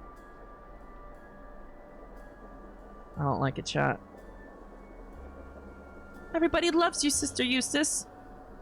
Eustace pulled her lips into a rather unconvincing smile, then ducked back around toward the pews to take a seat. The rest of service continued as normal. When we emerged into the cold winter sun, voices were echoing all around the cloister. Next to the chapel... Hey, nice eye up in the corner! Next to the chapel, the men were hard at work erecting the clock tower. I watched as everyone scattered to go about their days. Everyone except Darcy, I remembered. I frowned and Moira noticed my distress instantaneously. Are you well, Hedwig? Just worrying about Darcy. Oh, I wouldn't. She'll turn up later, I imagine. She stayed in the village overnight before. So I've heard. I suppose I ought not to worry. Try to relax. We're not responsible for everyone. I nodded, unable to tell Moira just how wrong she was. That scared the shit out of me! That scared the shit out of me! All of a sudden, a familiar shrill whistle pierced the crisp morning air. The few sisters who had managed to step away from the throng turned away around instantly. In the distance, I even saw the men working on the tower turn in confusion. The sound had come from Sister Charity, who continued to waddle happily towards the chairs on the edge of the cloister. I was utterly bewildered. The sisters continued about their mourning, and the men eventually shrugged and continued building. Charity and Marta took their usual seats. I followed them, too curious not to ask directly. Oh, joining the fogies today, Hedwig. I was just wondering what that whistle was about, actually. Marta and Charity exchanged a glance. What whistle, dear? I didn't hear anything. What the fuck? I feel like I'm being gaslit to the nth degree right now, chat. But do sit down, Hedwig. It's been a while since we caught up. I accepted the invitation begrudgingly. I did not appreciate being treated like a fool. Nasty business in the library, eh? Never did trust Eustace with an open flame. I hope it hasn't affected your work too greatly, Hedwig. I hadn't thought about that. It'd be far too smoky there to work, I think.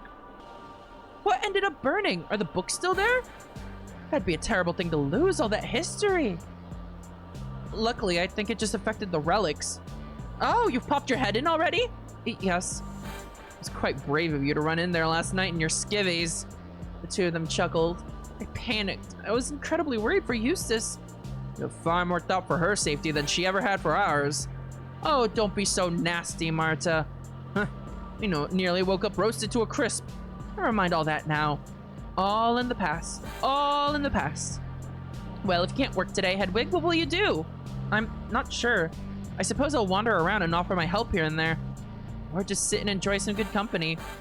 Charity smiled warmly. You are always welcome, dear. Isn't that right, Marta? Yes, provided she's dressed for the occasion. Charity snort laughed. I flushed scarlet but tried to play along. I must have looked quite foolish. You looked like a pervert. I hope none of that lot saw you. She jabbed her stick towards the builders. I don't think they did, Marta. I should know. I was with them. Charity burst out laughing at her own admission. Marta looked highly unamused, but Charity was beside herself laughing. She slapped her knee and wiped a tear from her eye. I think we would have all noticed if Hedwig had walked in with her muff out. Yes, well, I was off in the other direction. What did I miss last night before the fire interrupted everything? Beauty sleep. Oh, it wasn't all that, to be honest. A few of us went to welcome the lads and shared a drink or two around the fire. They were very gracious, very handsome, and above all else, too young to consider spending any serious time with. Nice to look at, but that's all at the end of the day. I'll never understand you. Oh, don't sulk. I'm not sulking, I just don't trust them.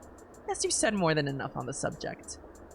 Marta appeared to swallow her pride. She opened her mouth to respond, then stopped and simply sighed. She's jealous. She's possessive over her wife. She's jealous. As abrasive as Marta could be, I wanted nothing more than to tell her how right she had been at least about one of the men. Flora in the library then, huh? I'm happy for her. She's been down in the dumps for so long now, I have to imagine that this brightened her day. Are you joking? This is probably her worst nightmare. A title that comes with duties. She'll hang herself before the month is up. Oh, don't be nasty. Goodness gracious, we need to get you to bed. I've worked with her, that's all. Getting Flora to follow instructions, good God. It's like pulling teeth. I have half a mind to pull a few of yours out if you don't cheer up, Missy. I smiled and stood up. I could see that I wasn't going to find anything out about the strange whistling here. Thank you for the chat. I think I'll wander about and see if I'm needed anywhere. Very good. Have a lovely day, Hedwig. Marta waved me off. Well, what was the fucking whistling? Like, they very specifically mentioned that several of the sisters heard it, and the builders heard it. What was that fucking whistling? I felt compelled to bother more people about the mysterious sound, but I was close to the superior's office. Now was as good a time as any to get my meeting with the bishop over with. I knocked on the door, half expecting the superior to open it. She would loom over whatever conversation the bishop and I were to have, no doubt. I was wrong, though. Ah, Sister Hedwig, do come in. The bishop, it would seem, was in the office alone. He ushered me inside, as polite as ever. Greetings, Her Grace. Now, none of that. I shan't have you kissing my ring. This will just be a friendly chat. Very well. Where's the superior? She is finding cleaning supplies for Eustace, I believe. How are you? You seem ill at ease. No, it's only... Both you and the superior insist on forgoing the protocols of your stations. The man chuckled ruefully. The ceremony grows a bit tiresome after so many years. I know when to use it and when to speak plainly. And now is certainly a time for plain speech. I'm worried for you, Sister Hedwig. Are you well?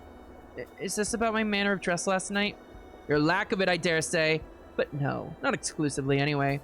I don't need to know all the details, but it is one of many clues that has me concerned. Well, I do appreciate your concern. Things have not been easy as of late. I can only imagine. Mabel has placed you in quite the predicament. I would not have approved had she told me her little plan before executing it. That's her for you. She disobeys orders often? I wouldn't say that, no. She has a habit of making choice I would order her not to make, however. She prefers to ask for forgiveness than permission. He chuckled again. Actually, I'm not sure she even asked for forgiveness. I find myself rather exhausted with it all, to tell you the truth. Although I can report that I think I'm making good headway. Are you? Never mind, save it for later. I'm here to ask about you, not about your task. Very well. He began to walk around the room. I still find it hard to believe that it's really you, to tell you the truth. I remember sealing you in that cell as if it were yesterday. He leaned against the threshold of the superior's bedroom. Well, she didn't let me out. It was rather forceful. That's right. She told everyone else that you requested it, though, yes? Yes. He clucked his tongue and shook his head. I do not like all of the lying. Even if it is all for a noble cause, I don't trust this motherfucker. I do not trust this motherfucker. Imagine how I feel. You say you're confident that you're closing in on an answer. What will you do when this is all over? Stay here, I suppose. I shall have much to repent for. You mustn't curse yourself so. Worry about that when it's over. Would you like to come back to the diocese with me? I'm sure we could find you an upstanding position. Perhaps somewhere a little more urban, more academic. I dare say you deserve a nice study. Somewhere to illuminate manuscripts or write commentaries, perhaps. Something overlooking a river or... Thank you, but I don't think I would like that. No? I appreciate the offer, but leaving my cell has already been enough of an adventure. Relocation to another abbey or a city, I think that might kill me. I understand. This is a rather ill-mannered abbey, however. And I imagine that things might end up a little strained between you and your sisters when they find out what you've been spying on them. If you ever change your mind, I shan't. I am only a letter away. We stood in silence for a moment. May I ask you something, Your Grace? Of course. Where did I come from? Trier. Yes, of course, but I mean, circumstances. You mentioned remembering sealing me in the cell so clearly. I am afraid I don't. Your family thought the church could offer a better upbringing than they could. But why was I made an anchoress? You argued for it. You had quite a case for yourself, in fact. I was skeptical at first. Becoming an anchorite or anchoress is a noble calling, but you were so young. But you refused to take no for an answer. Does that jog your memory at all? No. It makes me feel proud. It also made me feel rather dizzy, but I kept that to myself. I felt invigorated. Perhaps Eustace knew nothing after all. Perhaps she had been bluffing when she threatened me in the cellar. You have always argued with passion. I may not approve of Mabel's choices in the matter, but I do have faith in your ability to solve this nasty business. Now then, you are sure you're quite well? Positive. Run along then. Do try and take care of yourself. I bowed my head and left the office. Okay. Alright. I don't know. I didn't... the vibes are off. The vibes are off there. The door swung shut behind me and I exhaled deeply. That had not been so bad, although it had left me a little shaky. The bishop was a kind man, but if you can forgive my past self's cynicism, I found him a bit... empty. As I left, any lingering thoughts about our conversation were replaced with ones about that damned whistling. Soon I was back to wondering who I could count on to tell me about Charity's odd behavior. I headed towards the garden, where I had seen Margaret and Catherine depart. Perhaps they would trust me, intimate as we were. Unfortunately, after following the sound of their voices through the hedgerows, I found Margaret in distress. Oh, Sister Hedwig. Not a good time, I'm afraid. My apologies. I can go. No, it's no trouble. Hello, Hedwig. I apologize. I was just... Well, I'm having a bad time. Your father? Catherine shot me a look, but Margaret responded well. Yes. I don't know, Well, I was the one who recommended his company to the superior. I don't know why I did it. I heard her lamenting how expensive it might be, and I sort of blurted it out. I have no reason to be sad, but when I saw him standing there, I felt a great deal of shame. Ridiculous! What do you have to be ashamed of? I don't know. Everything? What have I done with my life since taking my vows? I came here because I couldn't spare the idea of starting a family. I haven't done anything to make up for it. To make up for it? Honestly, don't talk about yourself like that. He's very proud of you. He said so when you met yesterday. He's the type who would be proud of me if I was a prostitute. I don't know, I think I used to envision greater things for myself. Like what? I'm not sure. Making something? A great work? A scholarly breakthrough or some other body of work? Some music, perhaps? You do make music. You've played me your compositions before. Yes, I remember you performing one in the Misericorde. It was beautiful. Margaret smiled through her tears. I appreciate that, but I could scarcely be called a great work. I never finished it. There's so many half-finished ideas, and when Catherine died, she took the other halves with her. She broke down sobbing again. Catherine embraced her from behind. Oh, wow. That is downright biblical. Look at that. Is there any way I can, like, hide the text real quick? Like, I just think this would make a really good thumbnail. Look at that, though. Yeah, no.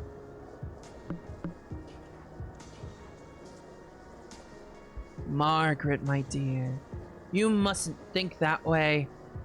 You wouldn't understand. We had plans. Catherine and I were going to change the world. At least that's what she said. I should have believed her. I should have done more. I just didn't give myself to her ideas as fully as I could have. As I should have. And now I'll never have that opportunity again. I am rudderless. What was Catherine's idea? Margaret removed her face from her hands and looked at me through crystalline tears. Scroll wheel button? Really? Holy shit! Chat member! Chat member, you are excellent. Thank you so very much. There you go. There's a thumbnail. I'll take a screenshot of this later. It does not matter anymore. She had a vision and now she's gone. There's nothing anyone can do. The door has closed, I'm afraid. She wiped her face with her sleeve and cleared her throat. Well, I should at least make an appearance in the camp. Catch up properly with my father, you know. Should I join you? No. I have to do this myself. I appreciate the offer, though. Catherine looked as though she wanted to argue, but said nothing. Margaret sniffled and waved goodbye to the two of us. When she had rounded the corner, Catherine let out a withering sigh. She never let me in on whatever Catherine was on about either, for what it's worth. I found out about everything I told you against their will. Really? Yes. As close as Margaret and I have always been, I was never part of that little club. Did that have anything to do with that odd whistle I keep hearing? Whistle? What whistle? The one I saw Charity doing. No. I'm not familiar. I'm referring to Catherine II's little gang, which was just her, Moira, Margaret, and Eustace. The one I told you about last night. She cleared her throat. So, how worried should I be? I haven't been to the Superior yet, if that's what you're referring to. Good. Are you sure there's nothing else you can tell me? Catherine shrugged. I only ever heard bits and pieces here and there. Whispers. All sounded rather gruesome. I didn't pry. Margaret would always cinch up tight when I asked her questions about it. I promised that I told you everything that I know. How odd. Honestly, though, why wouldn't they involve me? What room can't I liven up? Come now, just a little joke. I was lost in thought. Catherine, Moira, Margaret, and Eustace was a rather odd combination of sisters. Yeah, I can't imagine Moira wanting to kill someone. Just saying. I don't know.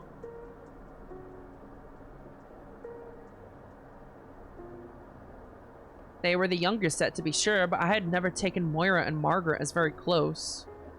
And Eustace was so attached to Darcy, it was difficult to imagine them not being involved in something together. Even my single lead, the Smoke, didn't seem to connect them. Moira remembered Smoke. Margaret did not, and I hadn't even dared to ask Eustace about it.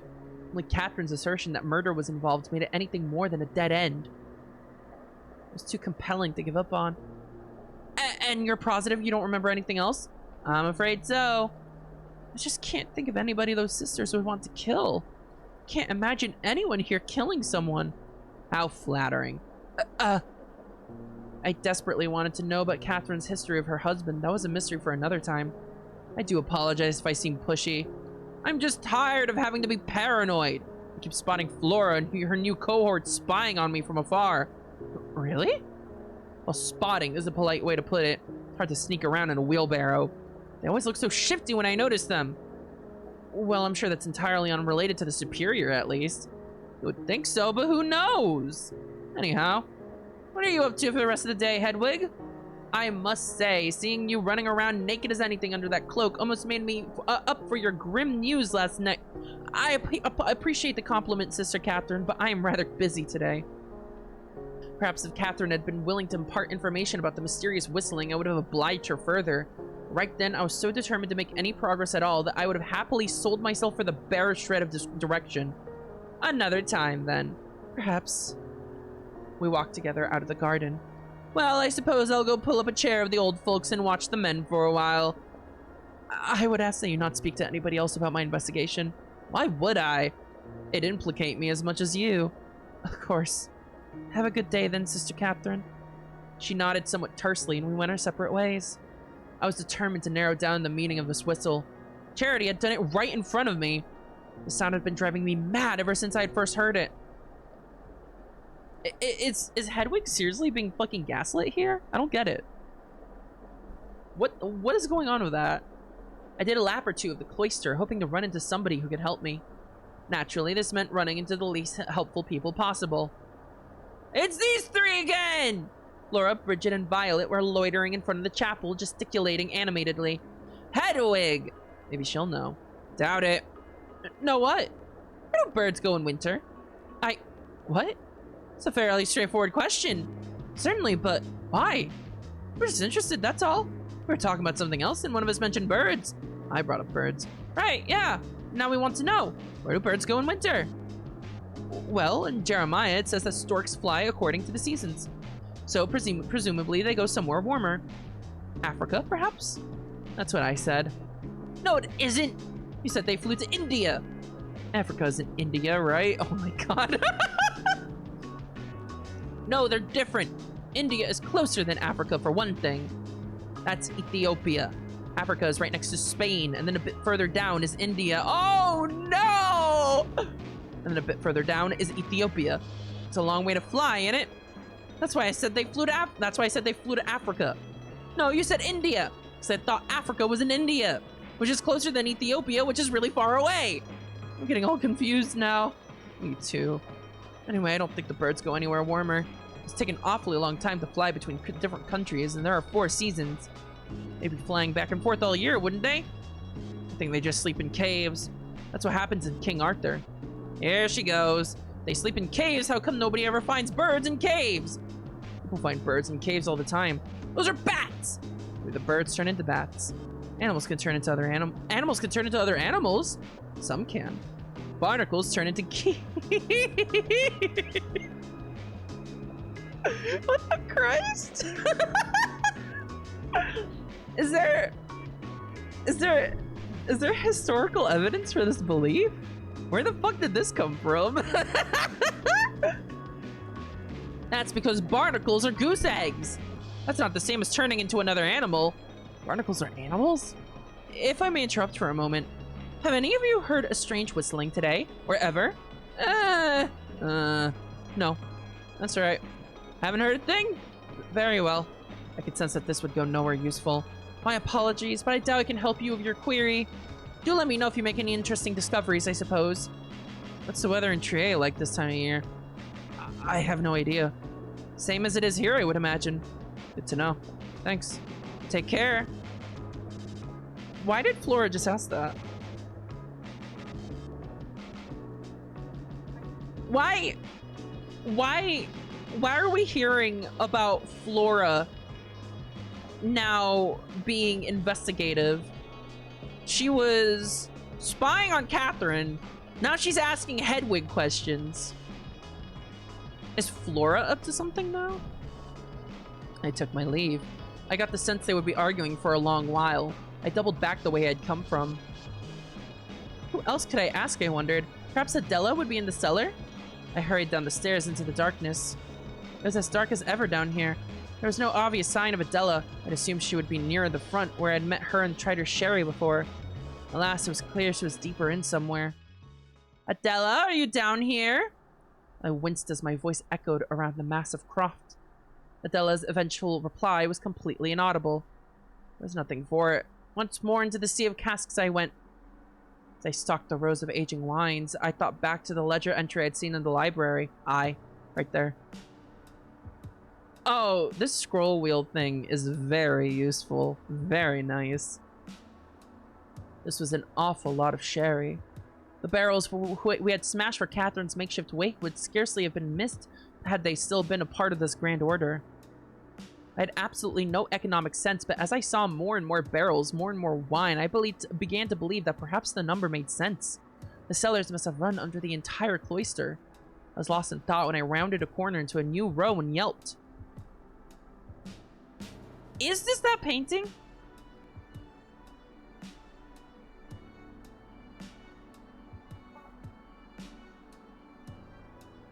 I don't know. Is it? I can't tell. The mole isn't there. The mole isn't there.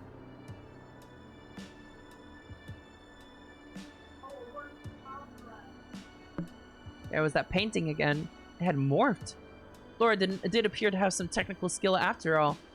The figure was quite realistic now, although still scarcely recognizable as human. It had eyes, hair, and a figure.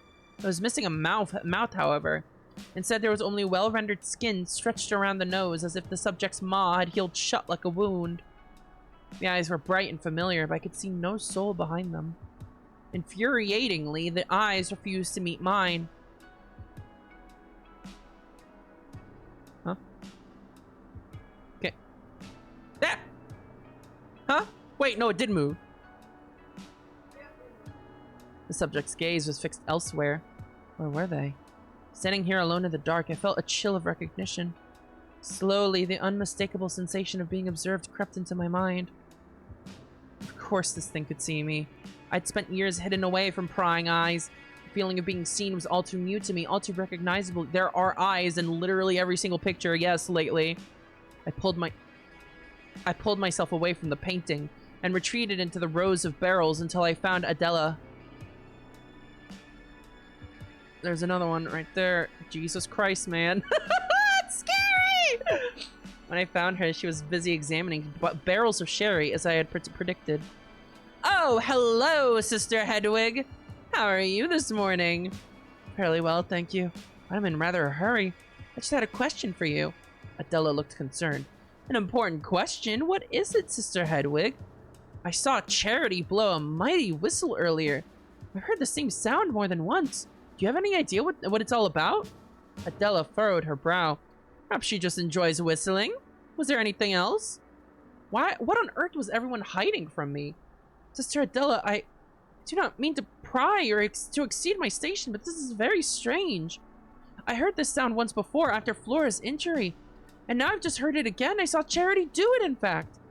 And I've asked several people now, and I've only gotten these vague answers, and I want to know. It feels awful to not be included. Surely it can't be anything too nefarious or too difficult for me to understand. I truly am sorry, but I really do not have an answer for you. What I can't say is that I was once where you were. I know what it is like to feel this way. The patience is a virtue. Perhaps you will find what you are looking for if you just wait. She smiled pleasantly at me. Perhaps so. Well, that was more of an answer than anyone else had been willing to give me. Something told me that this was as good an answer as I was ever going to get. Whether or not I wanted to heed the advice, well, that was another matter entirely.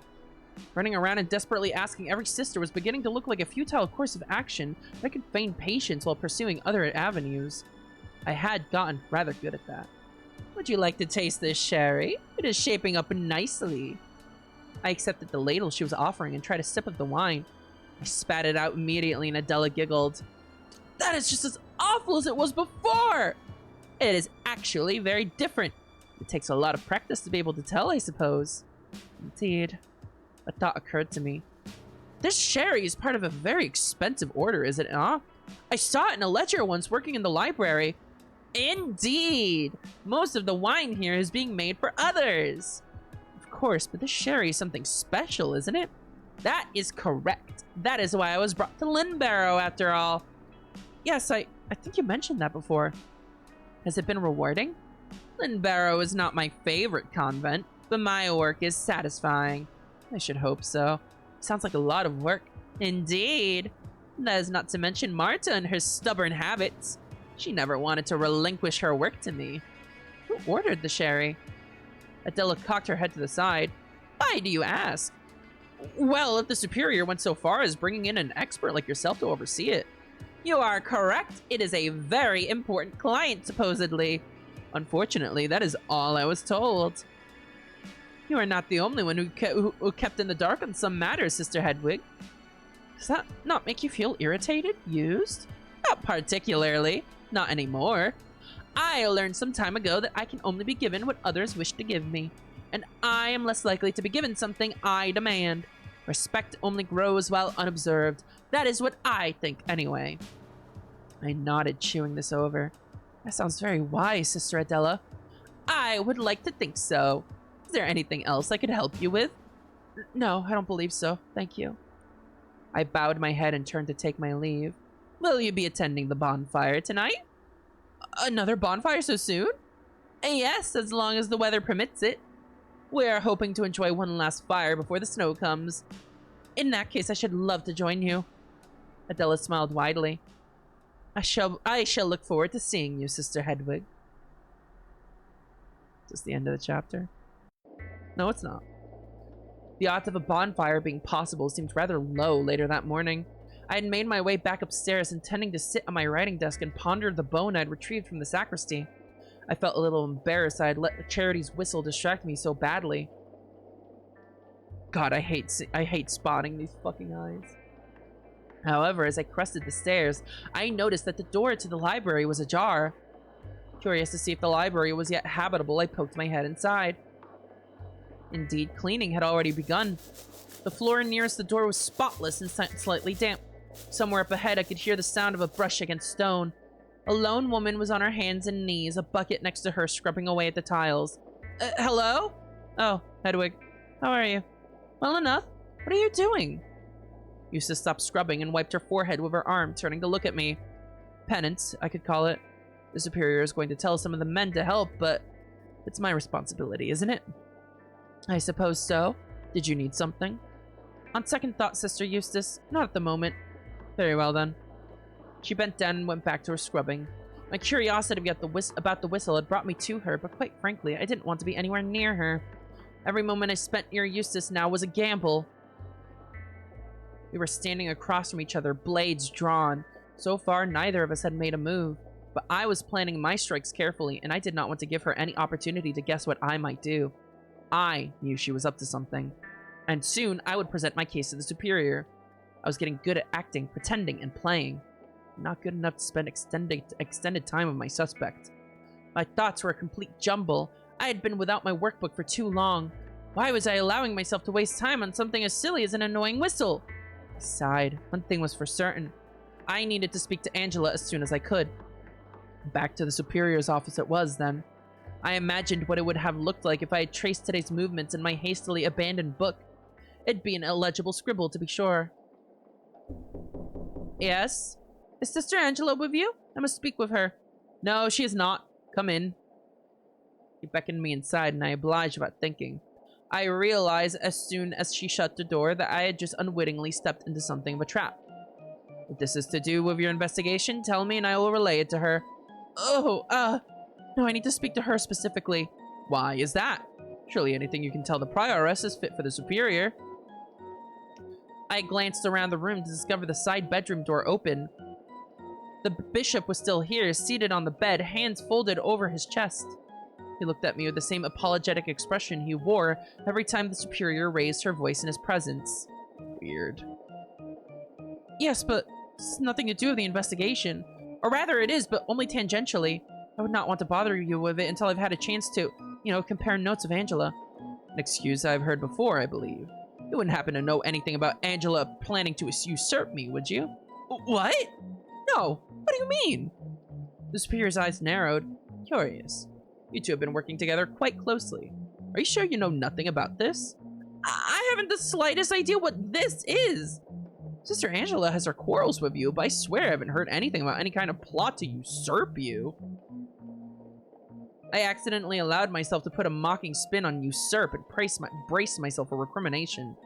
It is a bit of a stretch, Mabel, he called out from the bedroom. My savior! I trust Sister Moira's judgment. She says Angela has been behaving very strangely recently, and I tend to agree. And I can attest to the fact that Angela has been evasive in our recent meetings. I could guess why. I needed to speak to Angela as soon as possible and share what I had found in the sacristy. Everyone has been behaving a little out of sorts lately. I think it might be the builders. They have interrupted your routine. You're right about that. Did you know Crispin was in here earlier complaining about finding human remains underneath the old tower's rubble? I must have been absent for that. Apparently, it upset some of the men greatly. Some of the more foreign workers refused to do anything for the rest of the day. Why? Superstition is common in some of the darker parts of the world. Indeed. Anyway, it apparently cut into their schedule. Some of the men wanted to burn the bones, the nasty heathens. Good lord. I dare say your old superior deserved better than Wycliffe. What happened? I told them to wrap up the bones or whatever was left of them and bring them to me. Then I sent Eustace up the hill to bury them next to the proper grave. part of her penance for all that trouble in the library.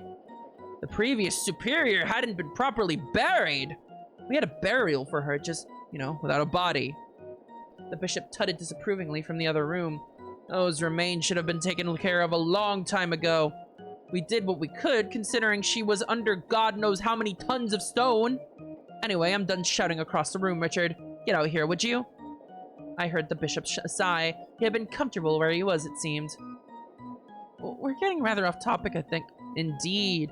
Suffice it to say, the builders have interrupted your routine. A reasonable argument. But I don't know. That can't be all of it. Something feels rather off. Off? I completely understand, Superior. I have felt it too. But I'm not sure it has anything to do with Angela specifically. There are strangers working here now. There are new oblates we haven't grown accustomed to. Margaret's father is here. A fire broke out in the library. I think we might be able to extend a little grace to everyone. It has been a long week. The Superior appeared to consider my words carefully. She's a wise one, Mabel. Perhaps it would be best to try and relax for a change. It would be a change for me. You've done nothing but relax since you got here. It's a working holiday. Well, I apologize, Hedwig, but I have no idea where Angela is. I do expect a report from you too soon. I will endeavor to have something fruitful to report. The Superior nodded curtly and ushered me back outside. We learned a few things there. First of all, Eustace now has access to more bones. That might be interesting. Moira reported to the Superior that Angela was acting weird. Why was Moira paying attention to that? And where the fuck is Darcy?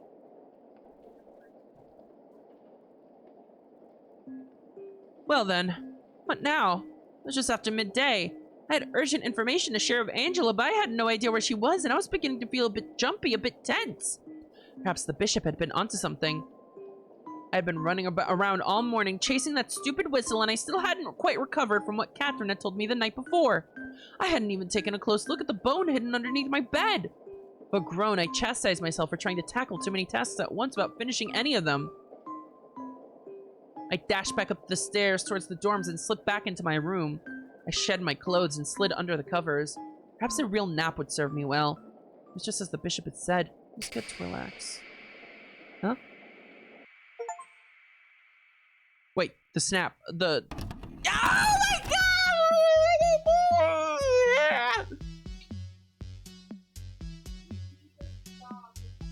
We do need to stop. We do need to stop. It's been over 3 hours. We do need to stop. Oh my god. Chat room.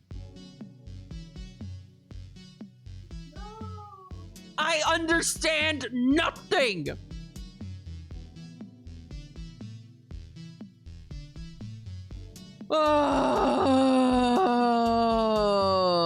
More tomorrow, chat. More tomorrow. More Misericorde. Thank you for watching, everyone. I will see you all later. Bye-bye.